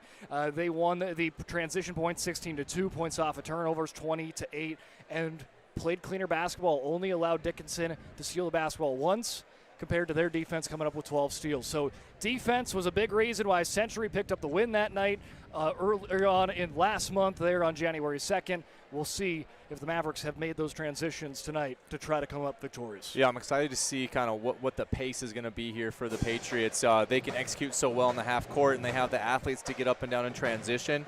So it's going to be interesting to see what tempo they want. We all know the tempo that Dickinson High want. They want a track meet. They want to get steals. They want to get defensive rebounds, and they want to push. They're going to go 5 out, drive and kick. Going to be really fun to see how Century wants to create their matchups. So when they have, off-ball actions, and, if you get a Joey Kralik matched up on a Boston Cranston, okay, well, what's the scout? Do they want to take him off his left hand? Do they want to force him right? I'm so excited to see kind of the game within the game and see how these teams and how these coaches prepared for this game. And we're going to be in for some fireworks, Brock. just by the first interaction of these two teams, I think they know it's a big one too, but they're excited for it. Nate Stevenson and Xavion Haroldstead were the first to the warm-up balls, and they both looked up at each other before they grabbed a ball and just had both big smiles on their face. And those two players are going to play big roles here tonight. I don't even think they're feeling the pressure in what very well said and done could be a packed gym here before tip-off. Yeah, Brock, I'm saying that there's a lot of respect from both of these teams, and as we know, Century is one of the elite programs in the state. Coach Glauser is building one of the great programs in the state here, and for us to be up here in the booth here to call this game, it's a privilege. Well, we're taking a look at players to watch tonight, and Austin Rotz has already got it on our player to watch for Dickinson. It is Cameron Wolf tonight. Yep. Cameron Wolf had kind of one of those up and down roller coaster weeks last week. He was held off the score sheet really well on Monday and Tuesday.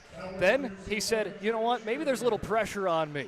He says, I'm going to decide, hey, it's time to commit to his college of his choice next year, commits to Concordia. Yeah. So congratulations out to Cameron Wolf. And then has a huge game to close out the week on Friday. 18 points, 10 rebounds, a double-double, but also was doing it well, facilitating 5 assists, 3 steals, 3 blocks. I mean, you can't really have a better stat line than that. And one thing is to note is the dedication of Cameron Wolf. On last Monday night, after that game, saw him in the practice gym putting up free throws.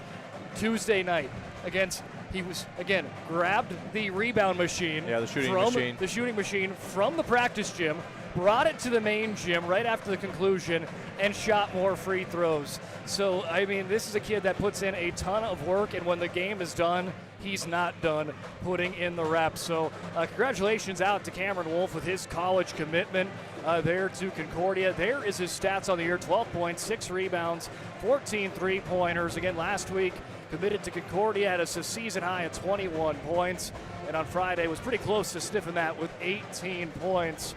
Again, one of those hard workers for this team out of the Bakken. Well, now let's take a look on over and maybe some key players we'll talk on this Dickinson side before we end up going over to Century. Again, Dickinson 10-4, 8-3. But this is a team that is led by kind of Boston Cranston, an all-WDA performer. And this Boston Cranston was held pretty well off the score sheet to his standard in the first time against Century. They limited him to 10 points, his lowest on the season. I don't know if you can say you're going to limit him to 10 points a second time around. He's just one of those players that is going to find a way to put the basketball through the hoop. That's a mental thing that he'll have to get through, Brock. Coach Mattern knows that everything runs through Boston, so they're going to be dialed in on the scout team. I'm so excited to see how they defend him. He's going to have to be gritty and tough. He can't get frustrated. He's got to play loose. He's going to have a big night for Dickinson High to have a big night. He certainly will, and the Batman to his Superman, Nate Stevenson. He's Mr. Double-Double here inside the WDA. 15 points, 10 rebounds per game. He had a big smile when he hit the court tonight, looking for Nate Stevenson to try to make the impact. He had a big day against Century earlier on this year, 14 points, 7 rebounds, and 4 assists versus the Patriots.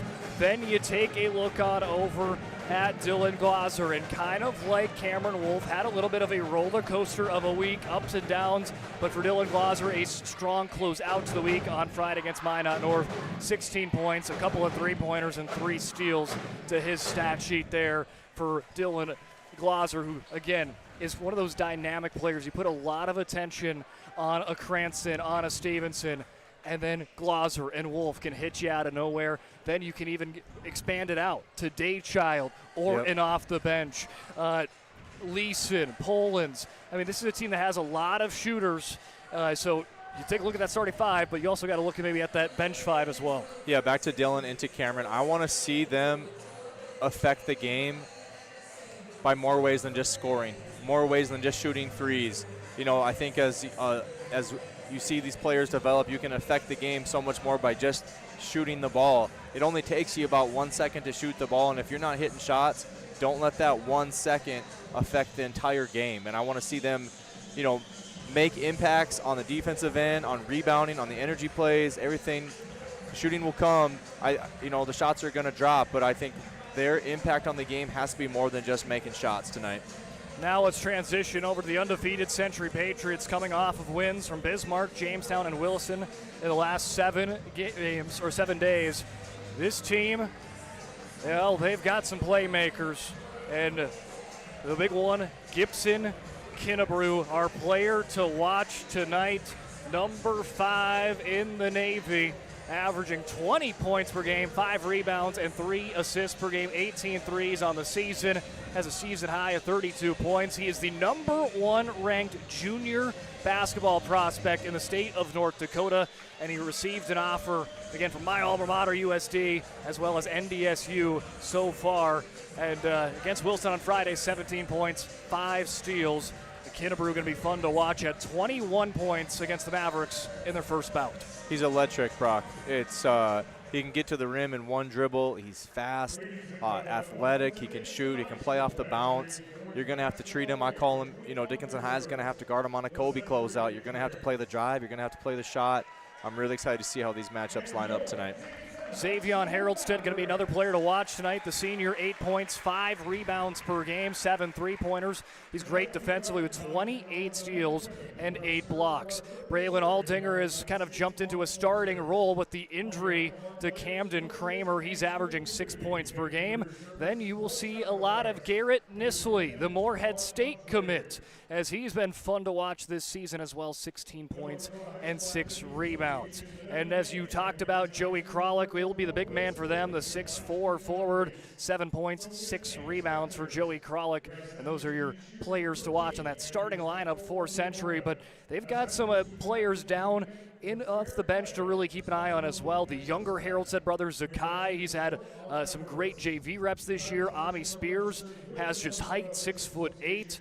And Landon Perry and Noah Herr, I thought they played some solid reps against Bismarck High in that big bout when it was number 1 versus number 2. Well, there's no big moment for these kids, and they put in the work. And Brock, I always tell our guys, whether when I was coaching ball or when I'm coaching football now, is your confidence comes from 2 things. Your confidence comes from what you tell yourself. That's the mental game. All right, and the second thing your confidence comes from is your preparation. These kids have prepared all offseason for a big February stretch into a March stretch. Coach Madden has these guys prepared, so trust your training, trust your teammates, trust your coaches, and most of all, trust yourself, and you're going to have yourself a game.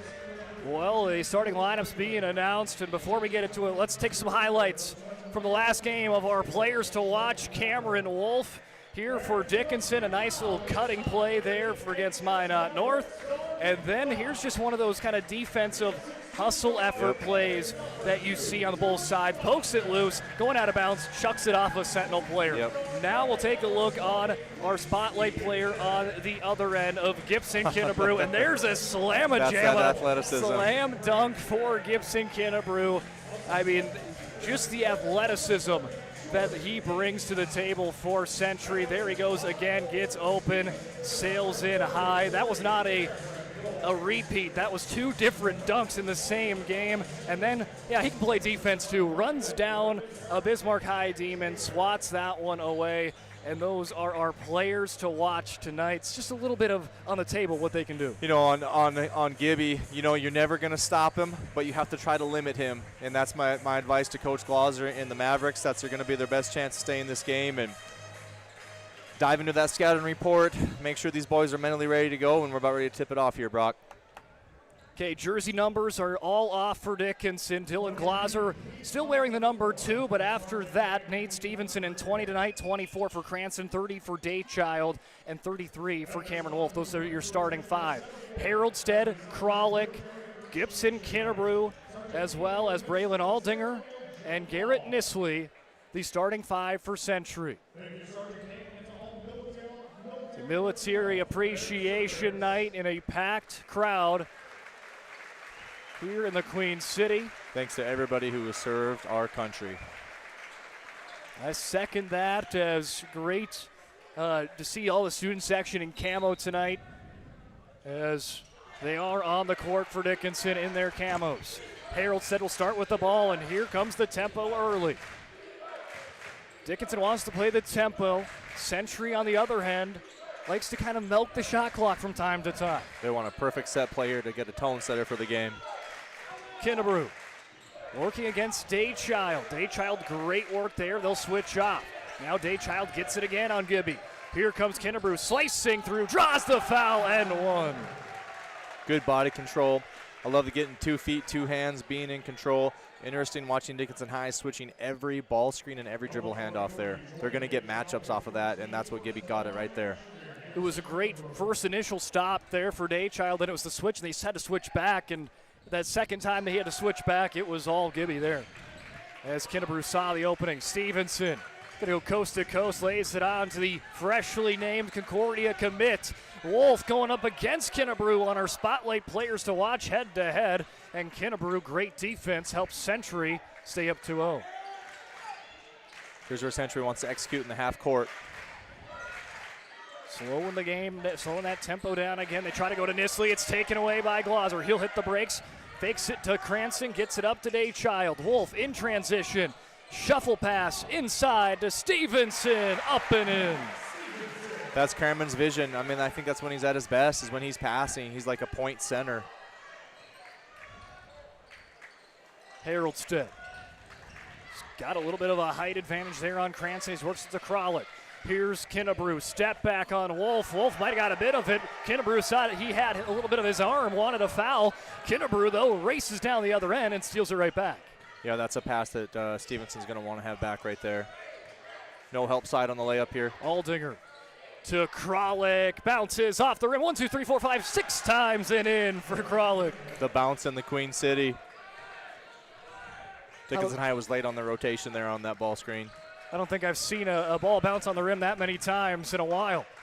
As Glauser, right wing three, Dylan Glauser from downtown. That's a big shot for him to see that first shot go in. Whenever you hit those big shots, you just sometimes play a little better, harder defense on the other end here. Mavericks take their first lead of the ball game. Big thanks out to the DSU football commit. Dylan Glauser, Nisley, little fadeaway. Haroldstead wins the battle on the boards. Little handoff to Kennebrew. Kisses it off the glass for 2. Kennebrew with the steal. Pushes it up to Aldinger. Extra pass. Haroldstead lays it in for 2. Those are unforced errors that Coach Glauser is just not going to want his guys to have. Those live ball turnovers are just making easy points for Century right now. Stevenson working to his left. Up and under, not there. Good defense from Kralik as Glauser gets a step on Kennebrew. See, just that first shot that he hit allowed him to go downhill on that. That's why shooting is so critical. Great start to the game for Dylan Glauser. He's got 5 of the 7 for the Mavs. Kennebrew almost has that one poked away by Stevenson. Aldinger in his bright pink shoes lays it on to Nisley. Doing anything they can to get it to Kennebrew with 12 seconds on the shot clock. Aldinger catch and shoot, left it short. Stevenson hauls it in one hand. He'll examine the court, hands it off to Cranston. I think this might be one of the first times Cranston has touched it offensively. Pushes it out to Stevenson, and Nisley picks his pockets, and Century keeps their 1-point lead. Down low to Kralik. Some pressure and some physicality in the paint, and Kralik. That was such an underestimated pass by Nisley right there. Good English on the ball, make it catchable. Kralik with the nice finish. Kralik's got him up by 3. Cranston hits the brakes. It's a shot. Beautiful look for Boston Cranston. That creating separation for Cranston. Yeah, and he just plays with such pace. Kennebrew off a double screen. Switching everything. Century's going to get if they can get these switches, they can get Kralik with a good advantage in the post if they see it.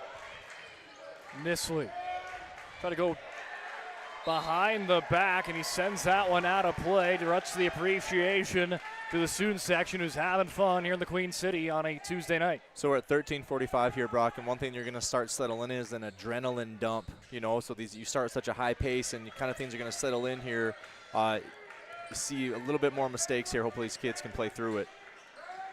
Daychild finds it out to Stevenson, now to Cranston. Kind of bobbled it. Haroldstead right on him. There's a little bit of a switch on the double team. Opens up for a Glauser. Wide open 3 off the back iron. Wow. Stevenson rips it away from Kralik. on attack mode. Haroldstead swats it away. And those energy touches are what gets this team going. He needs to continue to get those rebounds.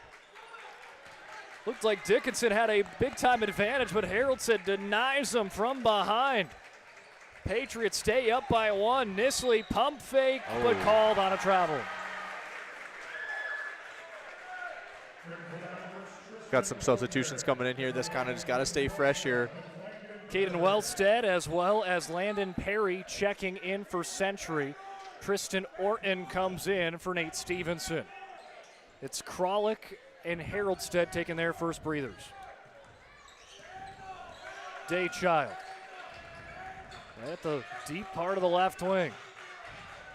Top of the key. Wolf wants Cranston to help him out. Gives it to Cranston. Cranston starts to attack on the left side. Cranston off the glass, kisses it in for 2. Coach Manor's not going to be happy how they let him get back to his left hand there. Aldinger. Overhead pass. Couple jab steps working out for Wellstead. Now back to Kinnebrew. Kinnebrew steps in. He wants the 3. Well off course.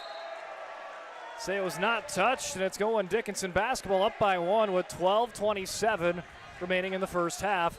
As Century with their reserves pressing Cranston. Orton needs some help, and he'll sling it down the court to Wolf. Little toe compressor here by Century. Just got to clear it out for Dickinson High. Cranston will stop and go a couple times. Plays it out to Orton. Glauser takes a stare up at the hoop. Now we'll kick it around. Orton on attack mode. Pivots around. Nice find. Glauser blocked away by Nisley. Loose ball. Cranston scoops it up. Fires it back in. Glauser dribbles off the rim. Nisley sails in and hauls in the board. What a sequence there, Nate. As Kinnebrew on attack mode. Not going to get the finish. Wolf to Glauser. Pump fake. Drive. Opens up and he lays it in. Just his threat of being a shooter helps him get to the rim. Again, I mean, Coach Manor's not going to be happy with the scout, how we're getting blow-bys and rim attacks. They'll get it dialed in. Great take by Glauser. Kinnebrew to Perry. Now to Wellstead. 13-10, 11:24 remaining in the first half, and it has lived up to the billing early on. The two top teams in the state. Nisley, jab step, three-point shot in his face, don't matter. He's done that 1,000 times, jab step to create space. Well, we've got a tie game, Nate. It's been a fun one to start. Yeah, it's fast-paced. I don't think it's going to slow down, partner. Cranston. Across the court, Daychild wants the 3. He's going to chase down the rebound, but Wellstead beats him to the punch. They got to run into each other, the pair of 30s. Those are shots that Dickinson High is going to need, as those role players are going to have to hit shots like that. Kinnebrew. Bounce pass to Perry at the top. Rolls it on over. Aldinger to Nisley. Nice turnaround move. Wolf tried to help out his teammate, but Nisley too fast. Puts the Patriots back up by 2. I love Nisley's game in the post. Cranston finds a gap, spin around, fade away. The lefty cannot quite bury it. Next time you watch Boston with the ball, watch his offhand creating space. He's very crafty about that, wiping away the defender's hands. Aldinger, bounce pass to Perry. That's kind of the setup. He loses the handle, but he fights for it. Dickinson eyeball. Good work, though, there for Perry. If he did not make that last extension to hold onto that ball, Dickinson was going to go and tie that game. Way. Yeah, I mean, that's what you want to see. You want to see two teams, diving for the ball, valuing every possession. Big-time moments. He'll inbound it in. 5 out for Dickinson High here.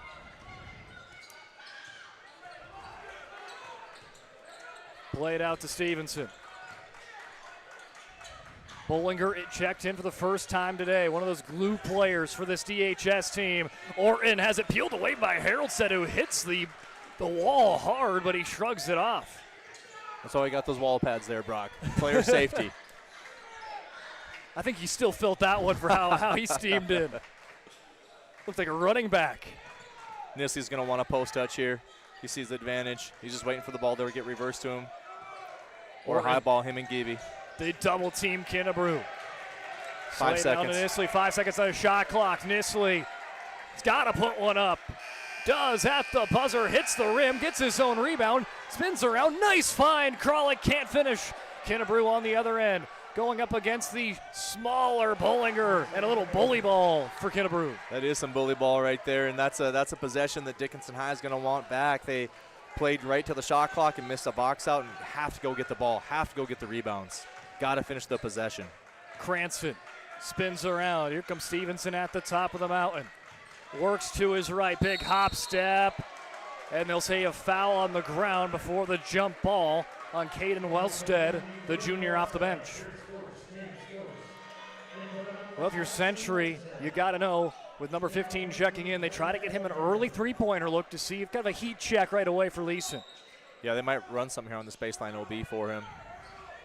Glaser not looking in his direction. A play to the top of Krantz. A smart play, letting that go on the opposite side. Smart and risky from our view there. As Cranston works it out to Bollinger. Looking in the direction of Glaser, nothing backdoor. Here comes Leeson. Nice spin move for Paxton. That's tough. Some contact, he powers through, and he'll go to the line. And look at Glaser. This is what you mentioned in the girls' game.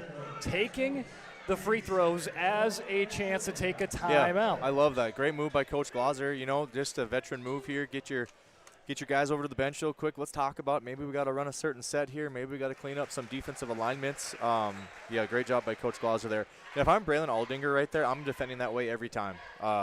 Just, you know, he was solid there, playing vertical. Just kind of the wrong place, wrong time.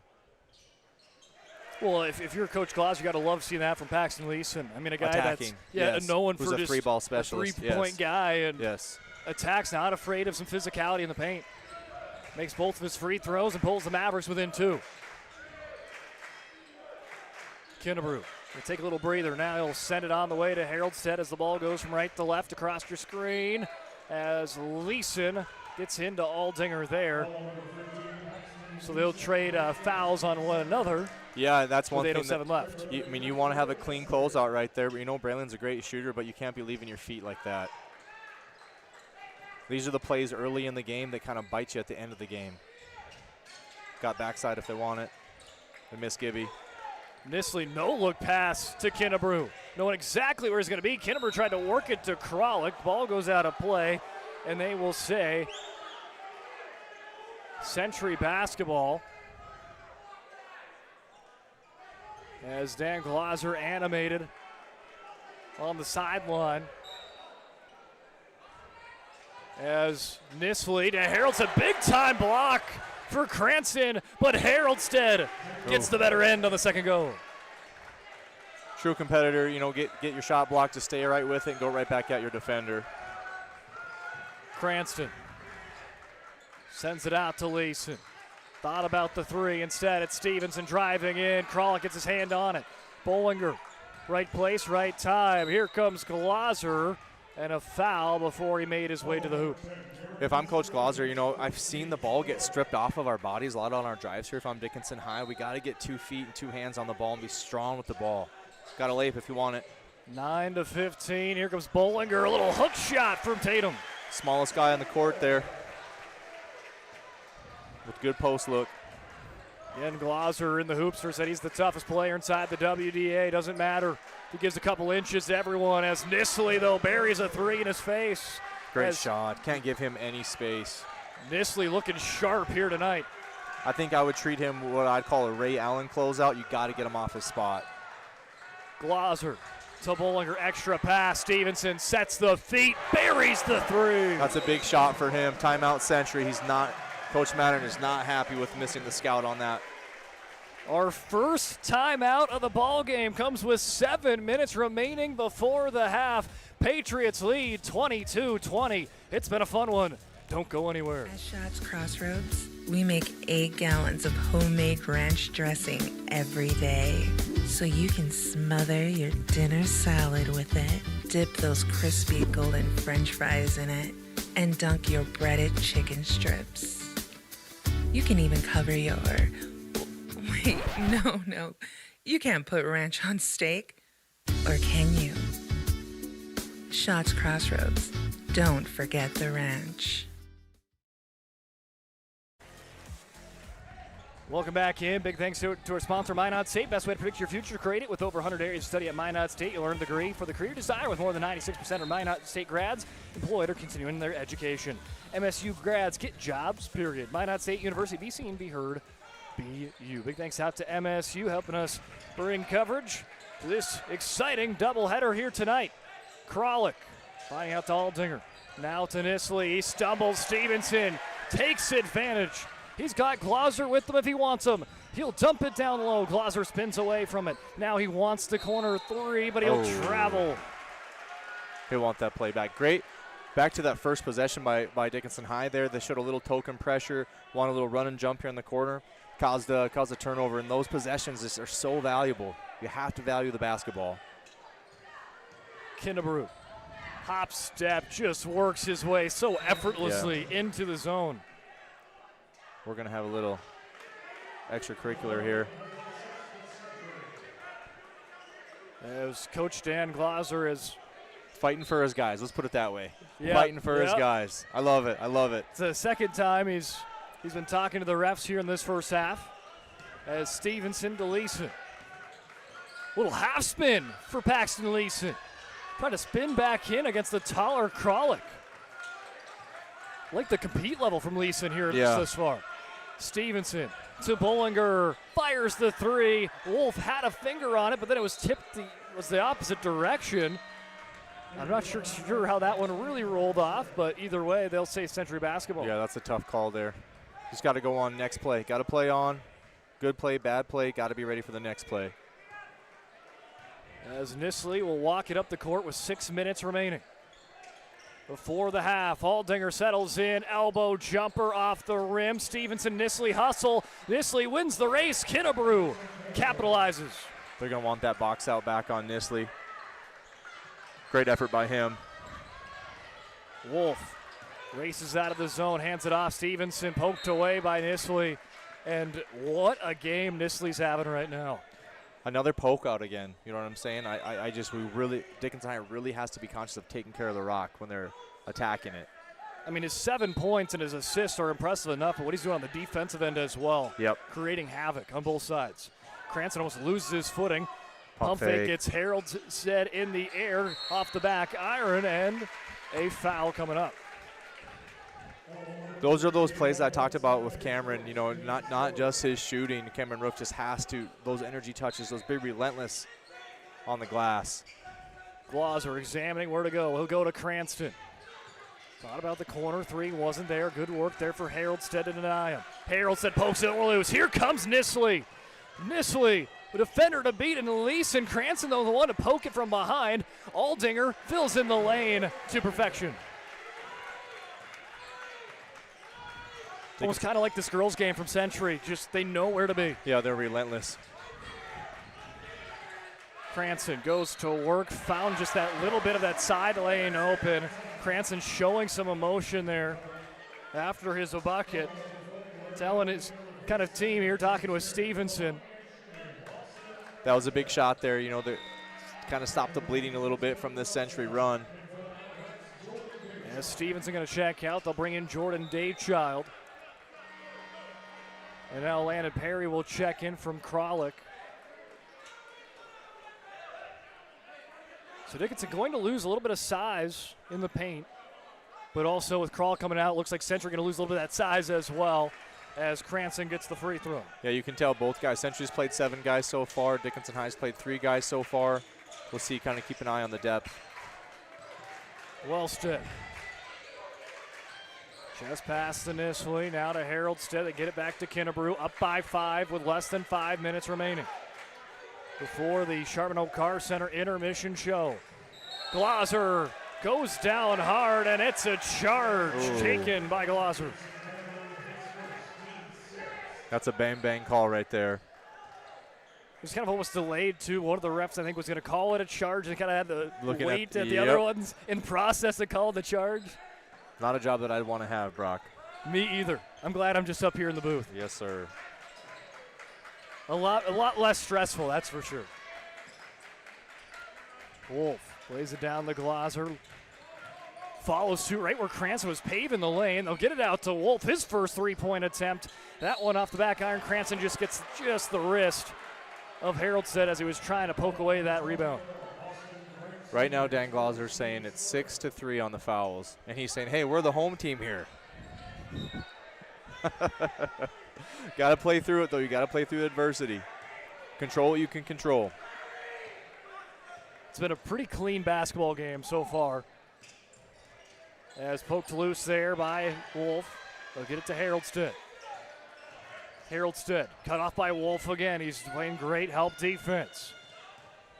Nisley half spin, puts it out. Perry, baseline, Jay, in and out. Nisley gets it right back in his hands. Kind of lucked out. He's backpedaling. The ball just found him. Yeah, found right into him.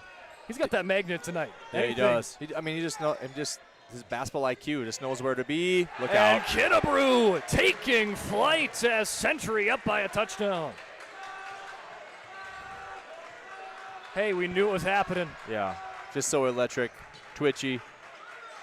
We said in the girls' game over-under around 3 dunks tonight from Gibson Kennebrew. We've got the first one.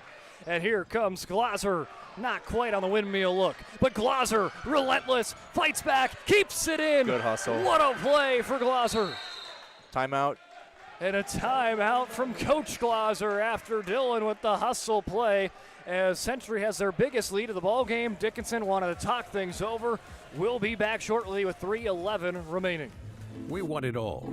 We want our dog to fetch it. Drop it. And drop it. We want to fix it ourselves. And actually fix it. We want to order the market price lobster. And know the market price of the lobster. How much is... Whatever the market says. Sadly, we can't have it all. Except at Sport Clips, where we check in with the pros in men's hair and totally check out with pure, uninterrupted relaxation. Sport Clips. It's a game changer. Every football fan has their Sunday routine. Maybe it's setting your lineup, firing up the grill, or claiming your spot on the couch. But the center of every Sunday is the drive. The morning drive home before kickoff. The drive to your buddy's watch party. Wherever you're headed, we can take you there.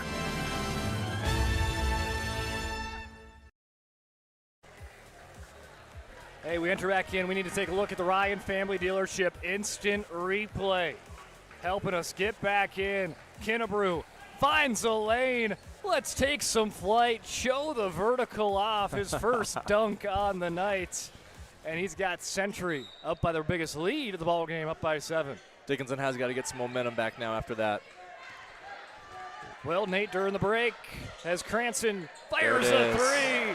During the break, you told me, buckle up or you're ready for the finish. It's going to be a mad dash.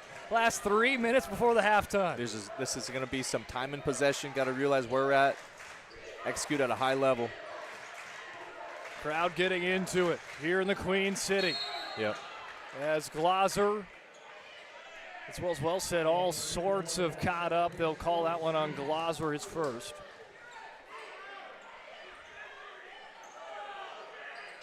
I mean, this is great to see. I mean, night in, night out, if you tune in on the the PSP network, just the packed crowds inside the WDA. It doesn't really matter who's playing. But tonight, even by more eyes than normal, as they'll hand it off. Nisley fires a 3 just off the left of the rim. Daychild wins the race, plays it out to Stevenson. Stevenson back to Daychild, fills in the lane.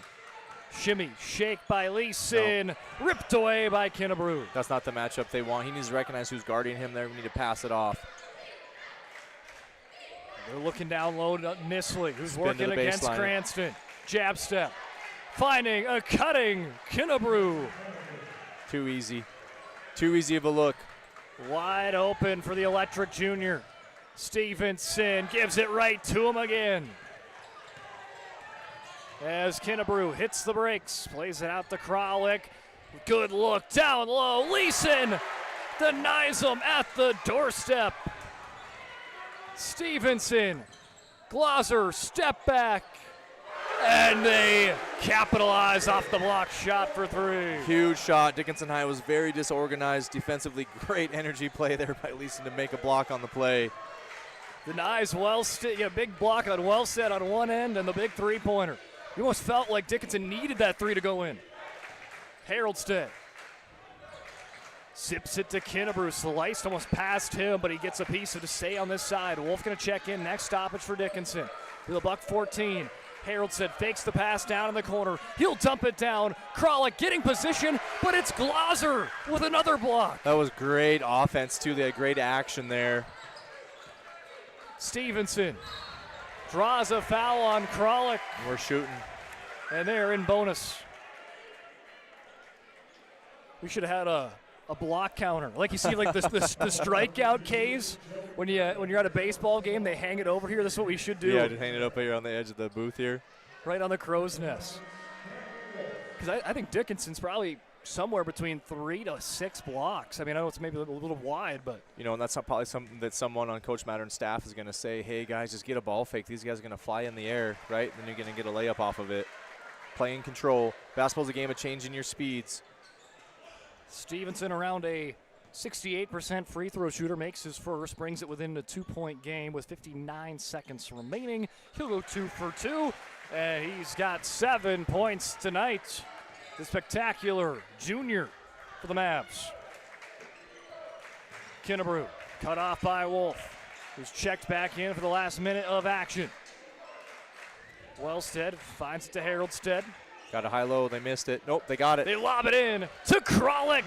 Beautiful pass from Nisley. He's excited as he runs down the court. Great pass, but even better seal by Kralik. Great footwork, great fundamental basketball. 30 seconds remaining. 8 seconds separate the shot clock and the game clock. Here in the first half, Cranston draws the foul on Kralik. That's his second and as many Dickinson possessions. That's that high ball screen that I was thinking about pregame, is getting those matchups. You got Kralik guarding Cranston. That's not a matchup that Century really loves. And Cranston recognized it and got to the charity stripe. Glauser checks out for the last 26 seconds. They'll bring in Tatum Bollinger, maybe for that defensive possession ensuing. As Cranston off the back of the rim. Can't quite get the bonus free throw. As Century wanted a foul, they won't get one. Up by 3 with 15 seconds. They'll try to add on to their lead. Cranston jumps the route, couldn't quite get there. Haroldstead to Perry, slows things down, 10 seconds. They want to see more motion. Haroldstead with 5 seconds, trying to spin around. Nisley, corner 3, rebounded by Perry, puts it up at the buzzer. Landon Perry gives the Patriots a 5-point lead as we head into half. Fireworks, Brock. Big rebound. Hey, big time play. Might I add something, Nate? If Kralik didn't pick up his second foul, it wouldn't have been Perry in the ballgame in the final 30 seconds. And that play puts him up by 5, and that play is going to send us into the halftime break. Landon Perry at the buzzer. Patriots lead 36-31.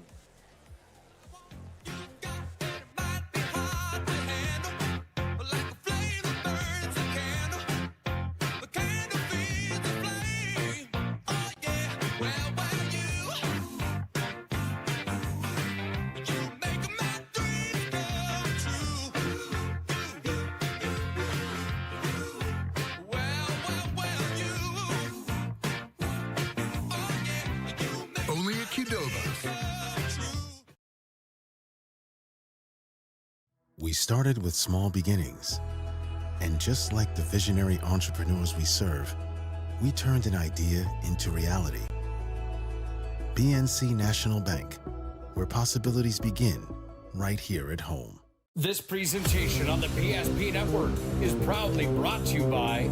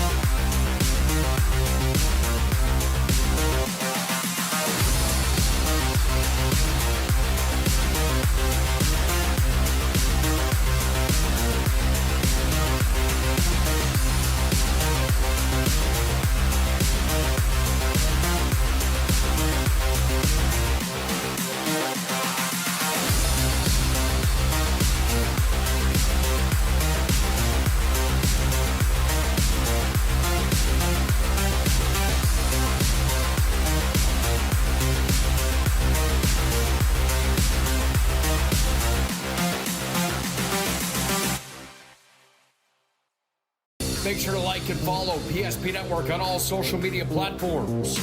PSP Network, it's game day. This presentation on the PSP Network is proudly brought to you by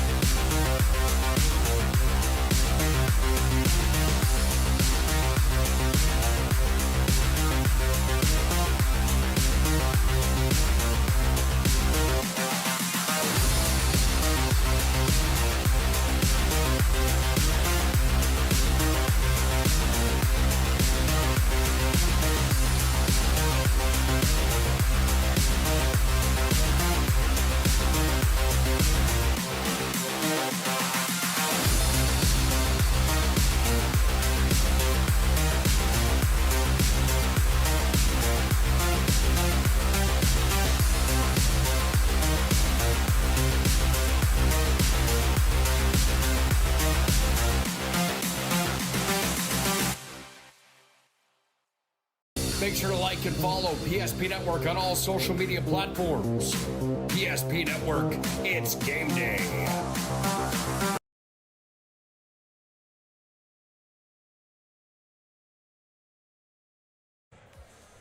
Welcome back in as we welcome you into the Charbonneau Car Center halftime show. Charbonneau Car Center, they know drivers in Dickinson, Richardson, New England, Belfield, Wilson, North Dakota, and Glendive, Montana. Work hard, play hard, need a car that keep up. That's why they choose to offer Buick, GMC, Chrysler, Dodge, Jeep, and Ram lineup at their dealership in Dickinson. If you're interested in learning more, stop into their showroom and treat yourself to a test drive. Visit them online at charbonneaumotors.com. I'm Brock Wider, joined alongside me, Nate Zachman. Oh, Nate, I think it's lived up to the billing here tonight, and then yes, some. Sir. As Century, the #1 team in all of the land in AA, and #4 Dickinson, separated by 5 points. And a big thanks out, if you're a Century fan, you got to tip your cap out to Landon Perry off the bench. Puts one at the buzzer to make it a 2-possession game instead of a 1-possession game heading into halftime. Yeah, it's a huge play. It's bigger than people think. You know, if this game comes down to, the end, that play could come back to be huge. And, just fundamental basketball, right? I mean, he knows his role. Corner three from Nisley, when you shoot it from the right side, 85 to 90% of the time, the ball is going to end up on the left side, and just great rebound. I thought Dickinson High had a good box out, but you got to continue to, you got to make contact and then go get the ball, and that's a momentum play that Century took into half, and Gibby Kinnebrews, like you said, the Gibby tracker, he's on pace for another big night. For Dickinson High, you want to get Cameron Wolf going a little bit. He's got to look to shoot it, be a little bit more aggressive, and you want to come out and have a tone setter right away. Both teams want to come out and have a tone-setting play, whether that's a defensive stop or an execution on offense, and whoever does that's going to probably have a little bit of a mini run here to start the second half. You have some highlights on your screen. Big thanks out to Ryan Family Dealerships for bringing them to you. For 50 years, Ryan has been a trusted name for car buyers in Western North Dakota. Shop their entire inventory at driveryan.com or visit one of their 5 locations in Minot and in Williston. I mean, you got pretty much everything. Some big-time threes. There's a big-time fadeaway from Cranston. Some big-time blocks, steals. I mean, this game has had a little bit of this and had a little bit of that. Yeah, and from both teams. I mean, both teams have left it out on the line, and there's a big swat there from Century. You'll probably see a lot of Dickinson swats as well. So it has had the highlights, that is for sure. Now we'll take a look on over for scoring before we get ready for the second half. For Dickinson, Tatum Bollinger, 2 points off the bench. Dylan Glauser, Boston Cranston each have 10. Nate Stevenson with 7 and Paxton Leeson with 2. For Century, they've got 2 with Xavier Haroldstead. Braylon Aldinger has 2 as well. 2 for Caden Wellstead off the bench. 4 for Joey Kralik. And maybe the 2 biggest points of the game come for Landon Perry. He's got 2 points checked in, gets the last at the buzzer. Garrett Nisley's got 7, but he has been everywhere tonight, offensively and defensively. And Mr. Highlight himself, Gibby Kinnebrew, 14 points with a monster slam in the first half. Well, and like I said, pregame, you're not going to stop him, but you need to try to limit him. So we'll see if Dickinson High makes any adjustments. Maybe they've been saving something on their back pocket for the second half here to take some things away. Like I said, you're not going to stop them. Got to try to limit them. If I'm Dickinson High, one thing we're doing is we're contesting every shot. And when that ball hits the backboard or the rim, we're going to go get it. We have to go attack the rim and got to get rebounds. Because how they play, Brock, is Dickinson High needs to get stops, and then they need to get in transition. Now, if you watch Bismarck Century, they'll get stops. They can defend in the half court. They're excellent at executing their offense in the half court. Not that they can't play in transition if the opportunity is there, but they do such a good job. So Coach Lauser's got some adjustments, I'm sure. I'm sure Coach Maddern's got some adjustments, and we'll see how the second half gets started here. So second half on our way. Before we get to start showing it here, a player performance of the week. There's our nominees for this week. Avery Hostra. Saw that one. 50 points per game. We saw that one in person. Her sister, Alex, was the player performance of the week for this week. I think Avery might be hearing her name as the winner on Thursday when the votes are tallied as well. 50 points, you don't see that very often. But Kalik Austin, Anna Claire Bugby, Aiden Hansen, Braxton Ruff, all great candidates and deserving candidates who had big weeks last week. I mean, just great stuff. And again, as we have some time, hey, PSP Network, it's your postseason headquarters. 15 great tournaments ranging from B, A, AA, a lot of basketball. Got some hockey in there as well with the WDA hockey tournament. Lots of great postseason coverage. Again, make sure you get your postseason pass on PSP Plus. We got a couple of those, don't we, partner? We're doing a couple of those tournaments. We've got some. A4 and I think District 7. Let's go. Here we go. 31-36. Give the 5-point advantage to the Patriots as we have 18 minutes on the board. Decide a winner. Will be the number 1 team, or will they fall for the first time tonight? Well, Joey Kralik said, we ain't going to be falling, at least without a fight. Kralik with a great start. Yeah, that's a tone setter right out of half. That's exactly what you want to see as a head coach. Let's execute the play that we wanted. I think it was big, too, because his last 2 possessions ended up in fouls to close out the first half. So getting back in that offensive category for him. Glauser trying to find the edge on Kinnebrew, but so solid defensively, not going to give him an angle. Stevenson backing down. Harold said 5 seconds on the shot clock. Stevenson to Wolf's got to put something up. Fadeaway jumper off the iron. Kralik hauls it in. He's got Haroldstead running and gunning. Little awkward play there, but it ends up still working out positively for Century because Cranston is the one to get tagged on a foul. That was a great defensive possession by Century. They're going to get one more here on offense. Kralik to the lob that one out to Nisley. Nisley grabbing the back of his head. Yeah, he's hurt. As Daychild sprints in. He's got some help with Wolf as he bulldozes over Kinnebrew, and they'll call that one a charge. We got a quick second half foul on Boston and on Cameron Wolf right here. Not what the doctor ordered if you're a Mavericks fan. As Dickinson was so clean. Yep. Played a lot of clean basketball. I don't think, what do they end with, 3 or 4 fouls in the first half? But we got early 2 here in the first minute. Kinnebrew staring down Cranston. Now they'll play it out. Or Harold said, now to Kinnebrew. Nisley, jab step. He's not afraid. Ooh. Hand in the face. It don't matter. Another 3 for Nisley. Good defense, better offense. That's what's that called, Brock. You can't defend that any better by Daychild. Big shot by Nisley. Nisley's fun to watch, that is for sure. The confidence with a hand in your face just to deliver a shot like that. Wolf gets Nisley in the air. Not going to be able to take advantage. Just good recovery there from Nisley. Stevenson now is almost ripped away, but finds Glauser trying to answer back with a deep ball of their own. Cranston gets the hands in the cookie jar and keeps possession for the home team. Wolf steps in, wide open. No one in the same zip code, but he can't quite get that one to go.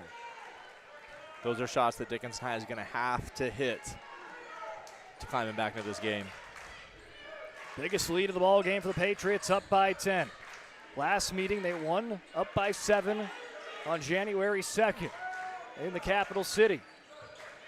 As Haroldstead, reverse layup, left that one floating in the air, and it's Nisley that hits the deck again. Mavericks trying to take advantage. Stevenson draws the foul. Now it's going to be big if it's going to be on Kralik, because that would be his 3rd.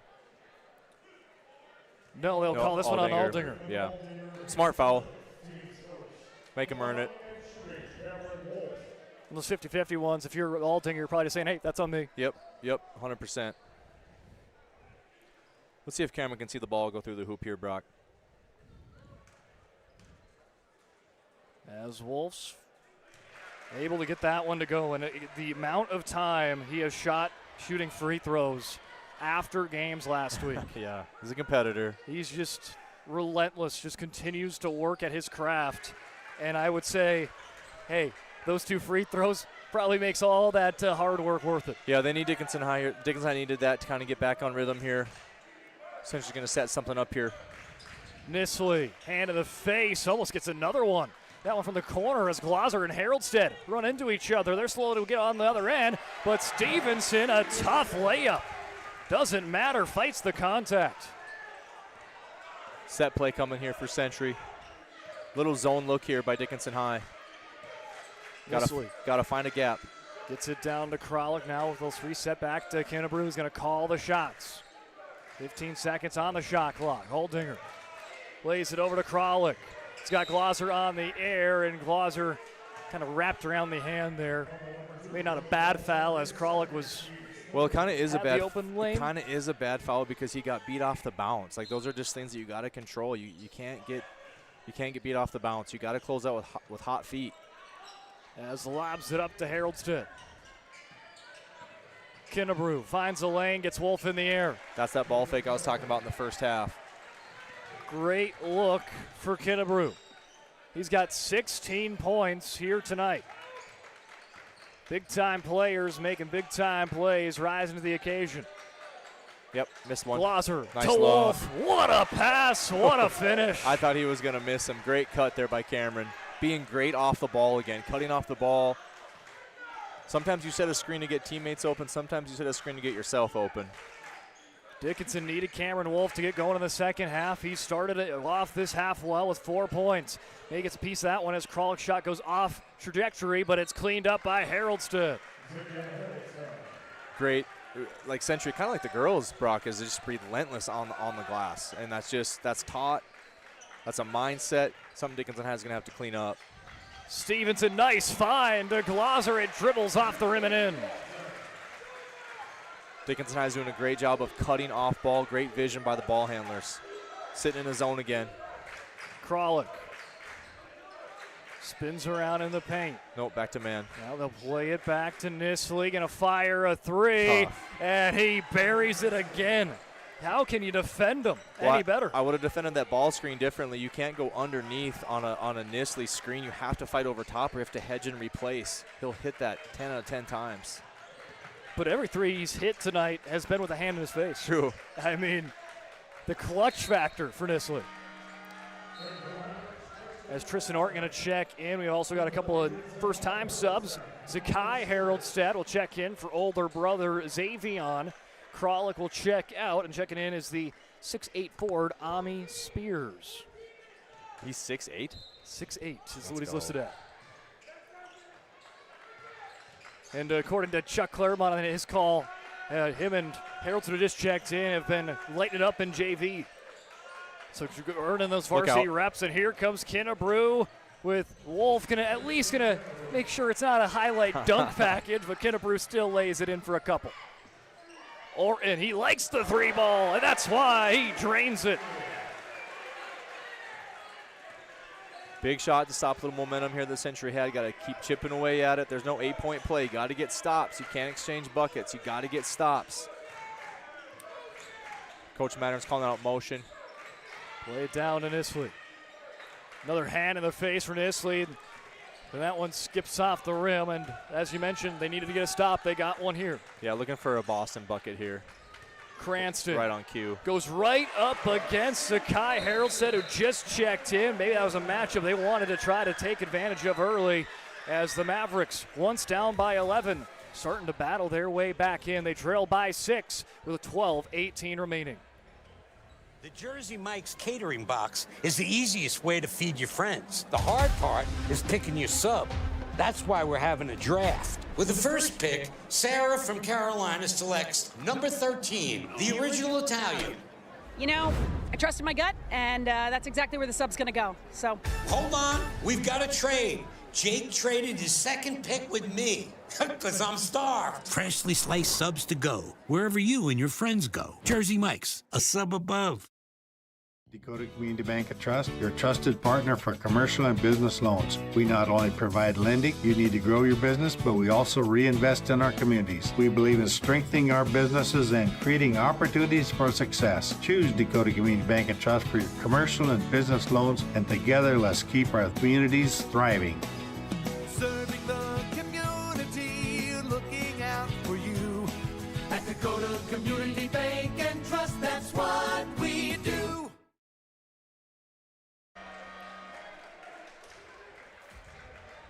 Big thanks out to the Aggie Foundation. Again, make sure you vote each week for the Player Performance of the Week. Nominees will be posted on social media each Monday, with winners announced on Thursday. Player Performance of the Week, sponsored in part by the Aggie Foundation.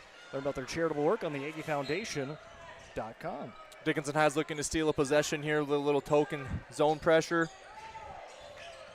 As Zakai Haroldstead, again, we talked about him just checking into the contest. Kennebrew waving to get attention. He gets the ball now. Back to Haroldstead.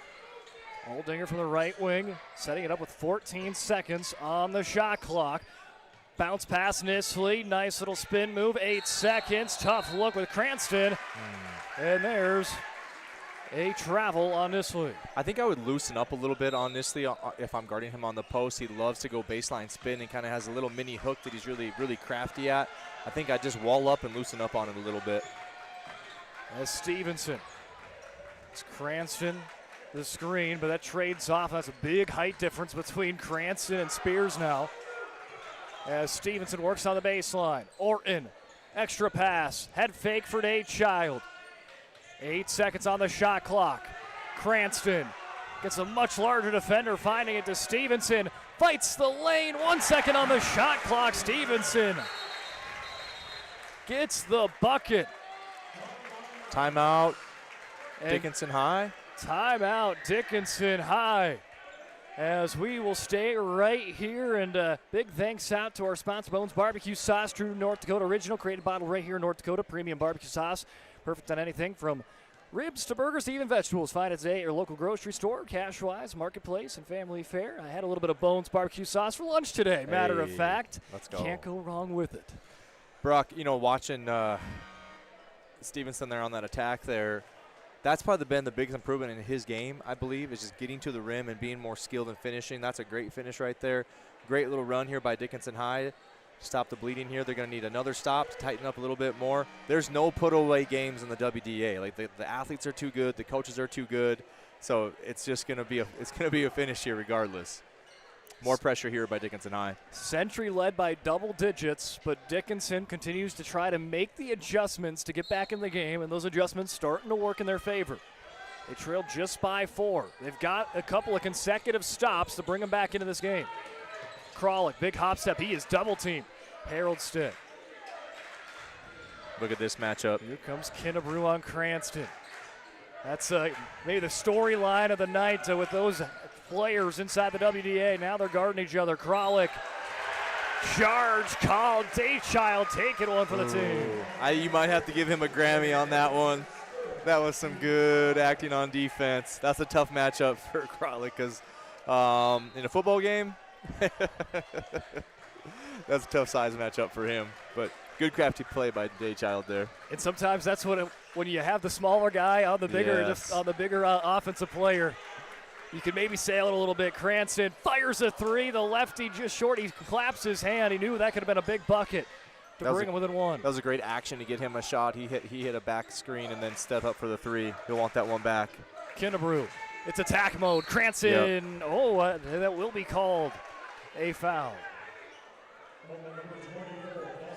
It was initially he kind of got poked loose, and then the call after. I think it was the right call regardless, but Kennebrew going to the line. There was a lot of contact there. How many fouls is that for Cranston? That is his 3rd. Yeah, I got to keep an eye on that. As Kennebrew swishes that one through. That's his second trip to the line. Right now 1 for 2. And make them 2 for 3. A lot of fighting for that ball. I thought maybe someone jumped early, but not the case. Yeah, I mean, every box out's huge. I mean, every box out, every defense possession. Cranston attack mode. Help defense from Aldinger, and that one going to get into him. Yeah, just a little over-aggressive on the reach-in right there. As Zakai Haroldstead will check in for Aldinger. Box set here. Let's see if they come back to Glauser here on any action. Try to get it down to Daychild. A loose ball. Pinballs around, and it's scooped up by Nisley. That's tough to handle a pass like that hot. As Nisley trying to take advantage. High pass. Extending the arms, though. Kennebrew hauls it down. Nisley back to the top. Got to be high hand on Nisley. Got to play drive on Gibby. Kennebrew. Well defended by Orton. Stevenson hauls it down. 10 minutes remaining.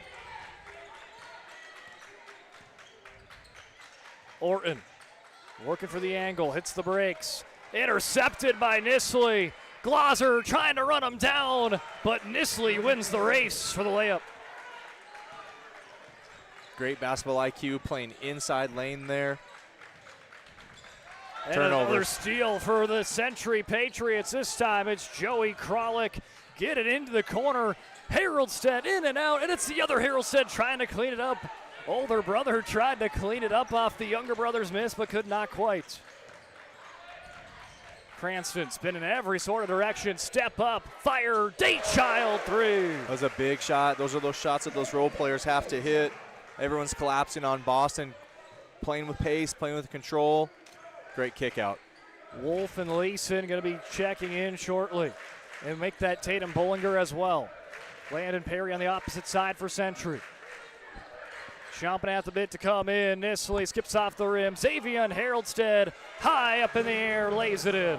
Great energy play. Got to finish the possession with the box out. I mean, that's kind of been Haroldstead's game today. Yep. Get a rebound, put it up. Yeah, that's his purpose. You're right, Brock. And he's got 6 points because of it. Oh, good look. Orton swatted away by Nisley in the corner. I think that's credits a little Ryan Family Dealership instant replay. You know, kids like that, like Nisley, just have played a lot of basketball, and the basketball IQ is such a high level. Timed that out perfectly. This might have the most Ryan Family Dealership instant replays loaded up with blocks here today. Yeah, that is something, a block party. As Glauser gets the edge on Perry. I like that take. It's good to see him going downhill. He's got a quick first step. I think now he can maybe do a little jab step and see if they play drive, he could get a shot off. Haroldstead. Elbow action here. Showing up with that double screen, but they're both fade away. Leeson, nice pressure. Yep, play drive, play drive. Gibby fades it back. Weak Haroldstead, corner 3, in and out. Wolf's got the numbers if they hurry. Pushes it up to Leeson. Ginebrew trying to run him down, and it's a foul. You just could hear Gibby running him down. Looked like LeBron James in the finals running him down. Him and Haroldstead, they were not going to let that one go without a fight. That's right. I was going to say the block party might have almost continued. As Leeson cannot get the first one to connect. There's some free throws that Dickinson is going to want back at the end of this game. It's a block party. I think everyone's kind of invited. Almost, I feel like even the, 8 even different the guards, players. even yeah. the little guys are getting involved in there. Like Paxton Leeson's got a block tonight. Yeah. And now he's got a free throw make. 52-56, Brock. 4-point game. Dickinson just a point away to try to make it a 1-possession game. But Century doing a good job of keeping up by 2 possessions. But Century turns the ball over. Glosser, Leeson, too much for Haroldstead to handle. Those are those plays that I love to see from Glosser. We talked pregame, not all about just shooting the 3-ball. Defensive, energy touches, deflections. Leeson wide open. Why not? Let it fly. Wolf runs down the miss. Good hustle. And poked away by Perry in front of the DHS cheer team. This is a big possession here for Dickinson High. They don't want a good shot. They want a great shot right here. See what they set up off the inbound as Glosser. Stager to Cranston. Yep, good slip. Missed it. As they'll play it back to Cranston. Cranston goes up, gets it, attacks Kennebrew. What a play. Boston Cranston brings it within 2. Forget what I said about great shot, good shot. Players make plays. Just give them the ball. Let's go.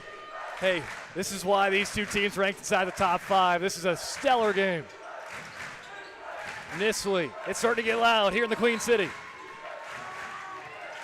Nisley trying to spin away from the sticky Bollinger, and another tough contested make for Nisley. Players make plays. Special players make special plays on special nights. Glosser to flying Leeson. Haroldstead, right place, right time. He turned around and said, hey, the ball's right here. Turnovers are killing Dickinson High right now, especially live ball turnovers. And we talked about the statistics pregame. Yep. That was the key in the win for Century in the capital city. I think, was it steals were 12-1 or 16-1, something like that, as Perry finds the sweet spot. Good driving kick there. Good spacing on offense. Hardest offense to guard is when 5 guys are moving at the same time. Landon Perry's got 4 points, but his 2 shots have been huge for Century. They have been. He's got to find that right spot, finds the weakness in the defense. Well, I mean, those are glue players. And everyone, I mean, those are big minutes, big moments, and just coming in and the moment not being too big for you. I mean, just those are huge plays, and that's his purpose on this team. As Glosser ball fake, nothing on going down to Glosser, so they get to Cranston in the corner.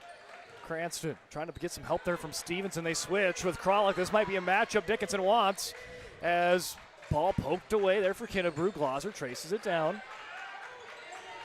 Glosser keeping it away from the double team. From the Haroldsteads, almost loses the ball, flips it out to Leeson. Leeson hits the brakes to Bollinger. Pump fake, settles in, jumper, a little too strong. I didn't like how the ball stayed on the right side the whole time. We should have got a reversal with 15 seconds, had plenty of time. Zakai Haroldstead looking down low to Nisley, who's got the size advantage with Bollinger down low. Pass almost gets away from Kralik. Able to tap that one into this direction. Good help side. Nothing doing for Kennebrew. Finds it back. Kralik attack mode. Big fella. Taking it to the rack. Joey Kralik, he's got 8 points. With some English on the backboard. Nice soft touch for the big guy. 8 points for him. They lead by 8. Cranston jumps right into Joey Kralik. Big plays. Staying here, though, Dickinson High. I don't think Boston's been out the second half yet. I don't think he has been. No. That's a good point. I don't know if Kennebrew has either. I think they both have played the entirety of the second half. Maybe and I don't think they'll probably get subbed out either. They got to finish it. unless you take them out now and for 2 minutes, but I don't know. I don't think Dickinson High can afford that. Cranston had it poked.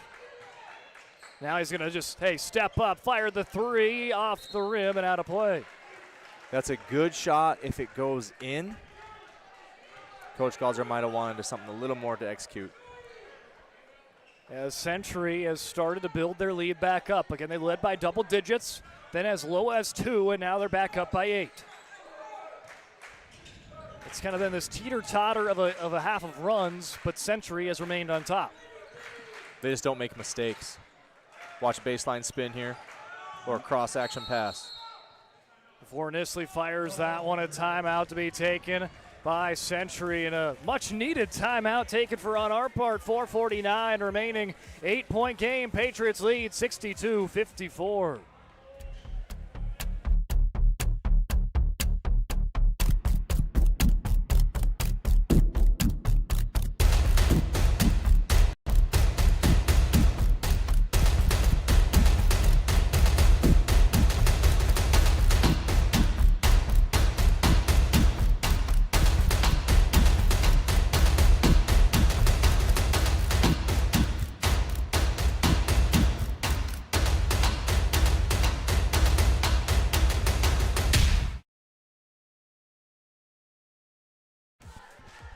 There you saw during the break and that awesome hype package for the postseason.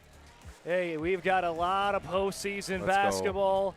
Nate, me, and you, we're going to have plenty of basketball games coming our way. Can't wait. As we'll be at the Boys District 7 as well as the A4 regional for boys. And, hey, I'm looking forward to a lot of great postseason action. Make sure you get your passes on PSP+. The madness of March will be here for you guys.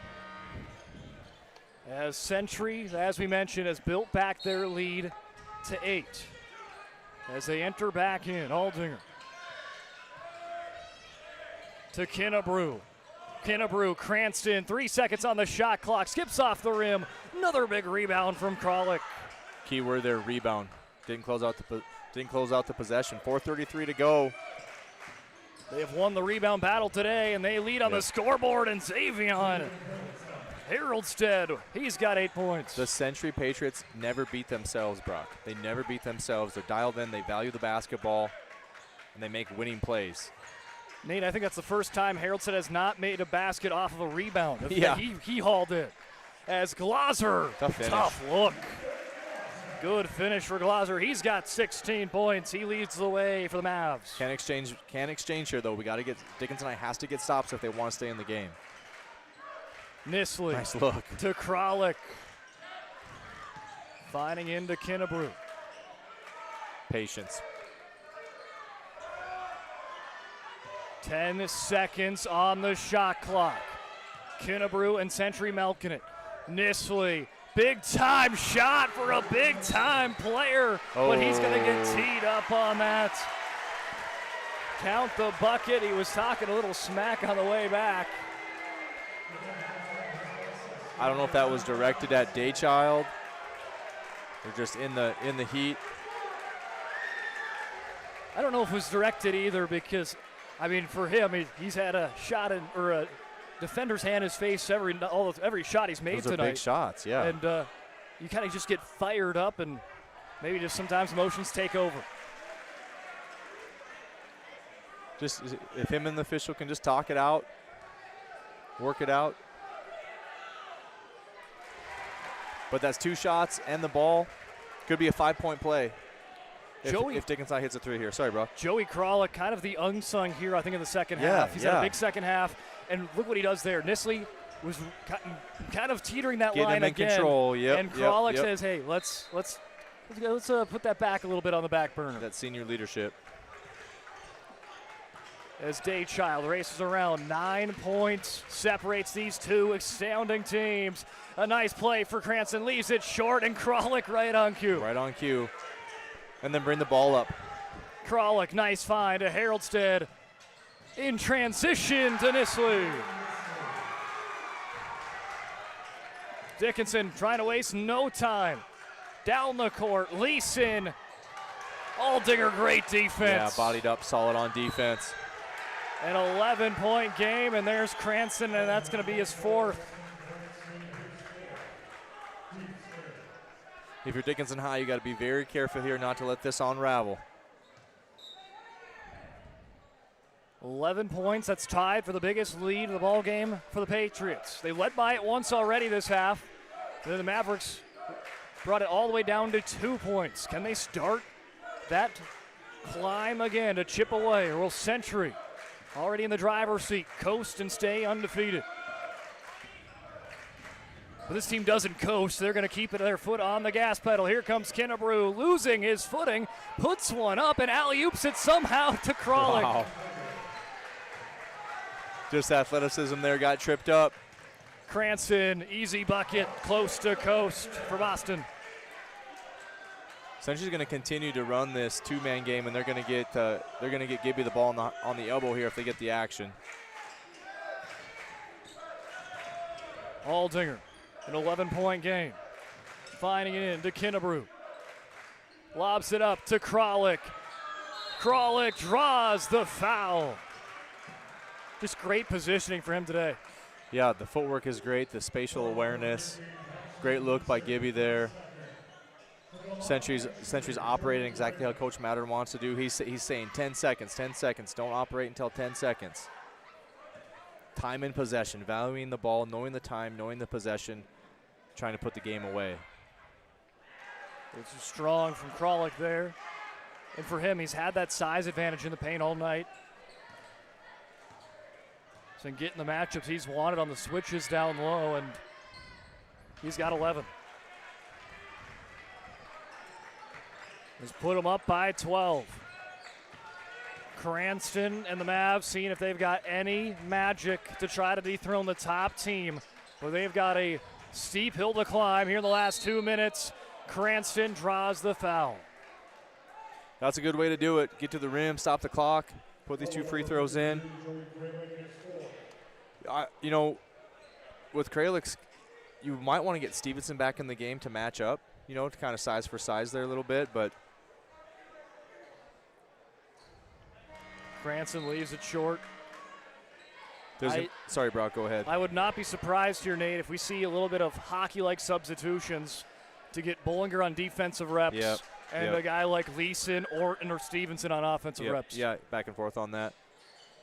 As Cranston goes 0 for 2, hauled down by Nisley. Free throws and turnovers. It always comes down to the simple things. Kralik steps through. Kennebrew going up now against Bollinger. Nice find, Kralik. Nice find. Beautiful pass to Aldinger, trying to put this one on ice. But Dickinson remains having just a slice of hope. They foul on the Patriots, and now it is bonus free throws, and these are going to be some big free throws coming up. Got to make the free throws. Century has to be smart not to foul. At this point, Nate, do you try to make the first one and miss the second one? No. Just go Get for the 2 points, makes. Get the points, get stops.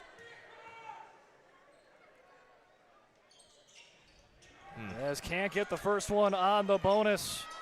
It gets right back in to the side there for Century, and there it is, that Century discipline you see.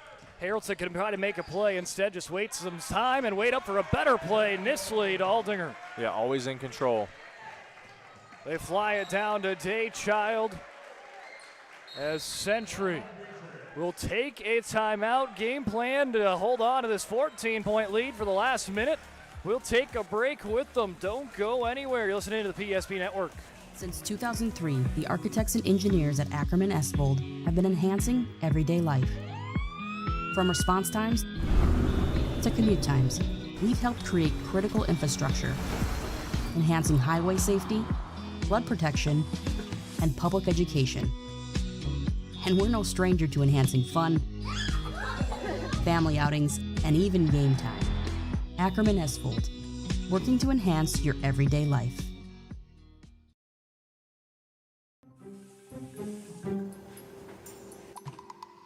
Sometimes life gets messy, and accidents happen. Some days, even your best intentions turn into unexpected disasters. Other days, a little guesswork leads to a lot of cleanup. So when life gets messy, ServePro's ready. Call ServePro of Minot, Bismarck, or Williston today.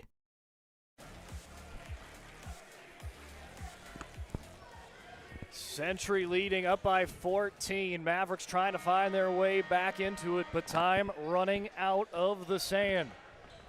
It's a 14-point game, the biggest of the ball game. 1:09 remaining on the board. And Century will take a timeout as they could not get the inbound.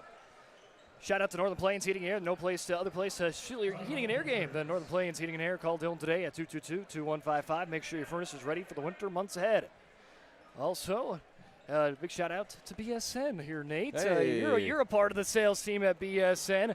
Create exclusive personalized solutions for North Dakota high school and collegiate programs, from custom equipment, uniforms, and coaches' apparel to fan wear, branding, and more. They do it all. Contact your local BSN sales pro today. Here's my saying, Brock. Service, service, service. That's what we're all about at BSN Sports. It's not always what you have, it's who you are. Hey, that's great. There's my plug. Couldn't said it better myself, Nate. As they'll work it into Kralik, he'll slice through, and looks like Dickinson electing to play the foul game. Yeah, they have to right now. They're going to have to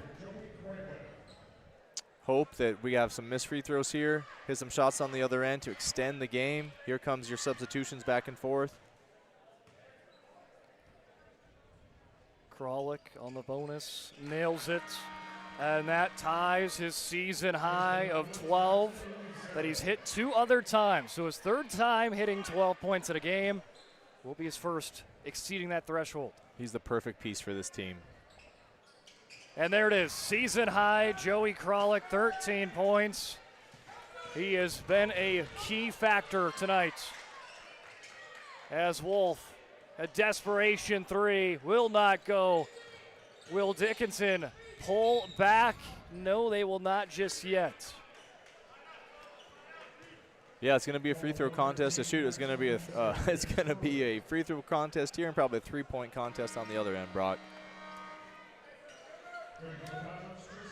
Well, as a coach, when do you pull back the foul reins? Is there a point with the free throws? If Nisley, say, makes 1 or 2, is that where you pull it? Or? Yeah, I would pull off on that.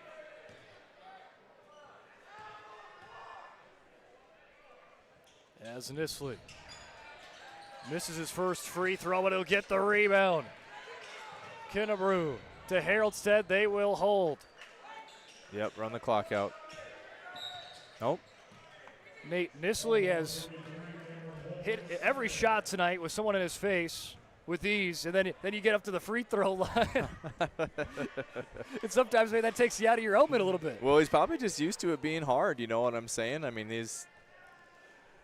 between him and Gibby, they're the guys that they need to stop. And he's another offensive rebound.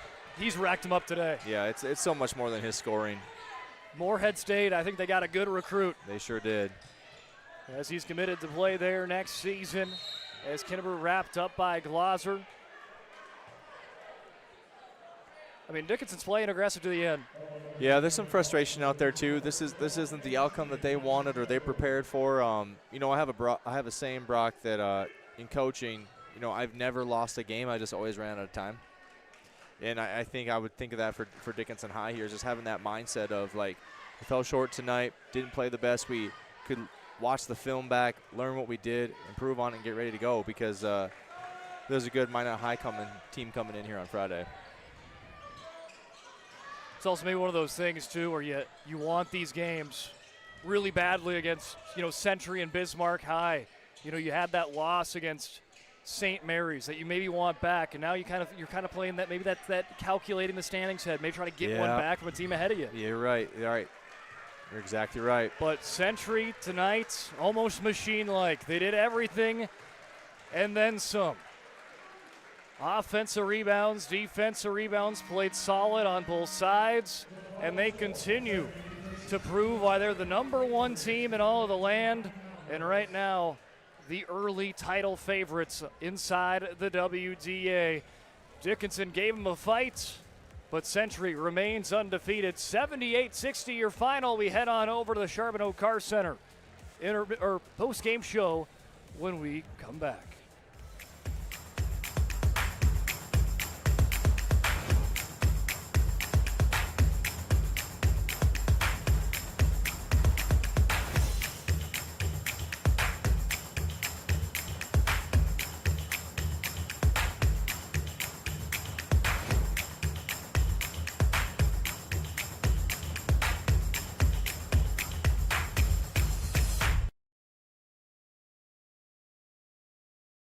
We started with small beginnings. And just like the visionary entrepreneurs we serve, we turned an idea into reality. BNC National Bank, where possibilities begin right here at home. This presentation on the PSP Network is proudly brought to you by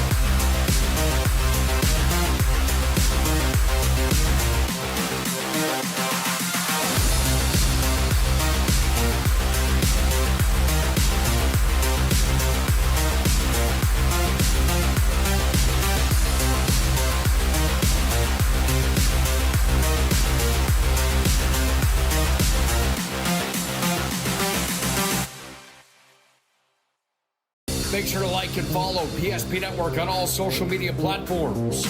PSP Network, it's game day.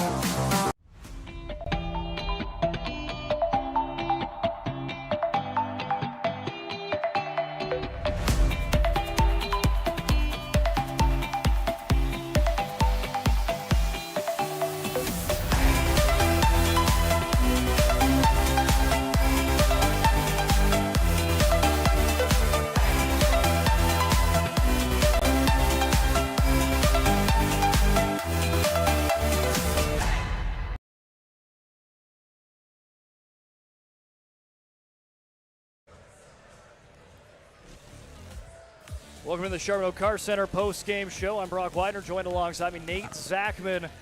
And Nate, another fun game here at DHS Gymnasium. In the first half, it was back, and it was forth. A 5-point game at the half, which very well could have been a one-possession game. But Landon Perry hits a big-time shot at the buzzer to go up by 5, and you'd have to think maybe just momentum-wise for sure that shot played a big part of coming out of the locker room tunnels for the second half, because after that, I mean, Century played that number one in the state basketball. Yeah, and like I said, they just don't make mistakes. They don't hurt themselves, and you have that momentum going into half, and then they executed a set coming out of half, get a stop. It was score, stop, score, stop, score. Just what Coach Mattern drew up and wanted his boys to execute and go do. And for Dickinson High, when it comes watching the film back, they're gonna look at the mistakes they made with their turnovers. They're gonna have some points back on the free throw line. They'll be just fine. I think they'll just got to regroup, and like I said, they got a big matchup coming in here at the end of the week, and got to have a quick memory. And as this February rolls on and you get into March, these opportunities are all about learning right now, right? Because there's a second season for that WDA tournament, and honestly, at the end of the day, whatever your seeding is, like I said at the beginning of the game, you got to be ready to play whoever, whenever. And with this WDA, there's no put-away games. You can see the athletes up and down, the coaching. Fun to be part of it. Certainly has, and what a game tonight. But again, Century in the second half, just relentless. I mean, you could talk about it up and down the lineup. Yeah. Xavion Haroldstead, what a game he had. Gets a rebound, puts it up. He scores 8 points tonight, and that was his game. Yeah. Clean it up, put it back in, and early on, Dickinson did not have an answer for that. And you even saw kind of one of those plays where he gets blocked, falls in his lap, and puts it right back up. And great game for him. Braylon Aldinger picks up 4. Gibson Kinnebrew, 22 points. And Dickinson held him in check, I thought, really well in that second half. 8 points in the second half, but 4 of those 8 points came in the final minute. So if you look at it, they held him into kind of 4 points in that entire half, at least from the field. And but I think that says something about the Century team, where they don't rely on one guy. Kinnebrew was well defended in the second half, but still found a way to pull away from a very impressive Dickinson team tonight. 22 points for him, 22 for Garrett Nisley. Big shot, Garrett Nisley, hand in the face all the time. He is the Sports Clips MVP of the contest. Big shout out there to Garrett Nisley. What a game from him tonight. No easy shot at all. No. Every time there was a hand in the face, and puts up 22 points, 5 3-pointers for him tonight. He was feeling it behind the arc. Caden Wellstead with 2. Joey Kralik, 13 points. He was kind of one of the players that I think had probably his best game of the season. Yeah. Season high, 13 points. And when his team needed him, he always found a way. 13 points for him. And then Landon Perry, 4 points with that buzzer beater heading into halftime. They're just balancing, and Nisley was the catalyst to kind of pull away in this game, I felt. And it wasn't just because of his shots. His command when he has the ball. He's a great passer. I love his mid-range game. I love his post game. You can tell that he's worked on his craft. Well-deserving, fun to watch. And Kralik is the perfect complement piece to that team. He just I don't even like to call it a role, Brock. It's their purpose. You can tell that all these kids that play for Coach Madden, they know their purpose. They know what they need to do. They'll do what it takes to win the game. It's team first. It's going to be we over me, and they're clicking on all cylinders, and they're going to want to continue to do that because their standard, their excellence, their tradition, it's all for nothing unless you win the championship. Yeah, and kind of going back on Nisley, what a type of player. He's kind of got that 200-foot game mentality, offense, defense. Yeah, he's kind of that floor general, but can also be a three-point specialist.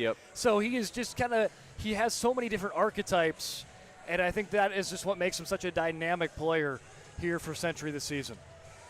Now look on for DHS.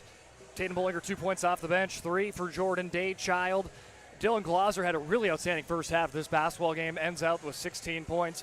Boston Granston, I think another gritty performance for him, 18 points. Nate Stevenson, 11, 3 for Tristan Orton, 3 for Leeson, and Cameron Wolf was held to 4 points tonight. And those are your scores again. Century wins it 78-60. Century stays undefeated, 15-0, perfect on the season. They've got a date with the Mandan Braves at home on Friday night. And then next week, they start off the week against Minot North. For Dickinson, they dropped to 10-5, 8-4 inside the conference. They've got a big one with Minot coming up on Friday night. Then they got Legacy and Mandan next week. But you take a look on over at the boys' standings. Minot and Dickinson, 3rd and 5th right there. So it's going to be quite the battle here. And I'm actually going to take a look if I get a quick score check, because Bismarck and Legacy were playing each other tonight. and Bismarck picks up a 77-68 Wow. win. So that result keeps Dickinson for now in third. If Legacy would have won, it would have pushed them down, but it will be a date between number 3 and number 5 on Friday night. There we go. I'm excited for it, Nate. Can't wait. I think you're joining us on the call for that one, correct? I'll be there if you have me, buddy. Oh, you're always welcome, Nate. Always welcome. A big shout out to all of our sponsors making this broadcast possible. Behind the cameras tonight and producing the show, Austin Rotz, great job as always. And Nate, thanks for joining us again. You bet, dude. Love to have you on as Century stays undefeated, 78-60 here tonight in the Queen City. Have yourself a great rest of your night, and we'll see you for more high school action inside the state of North Dakota on Thursday. This presentation on the PSP Network is proudly brought to you by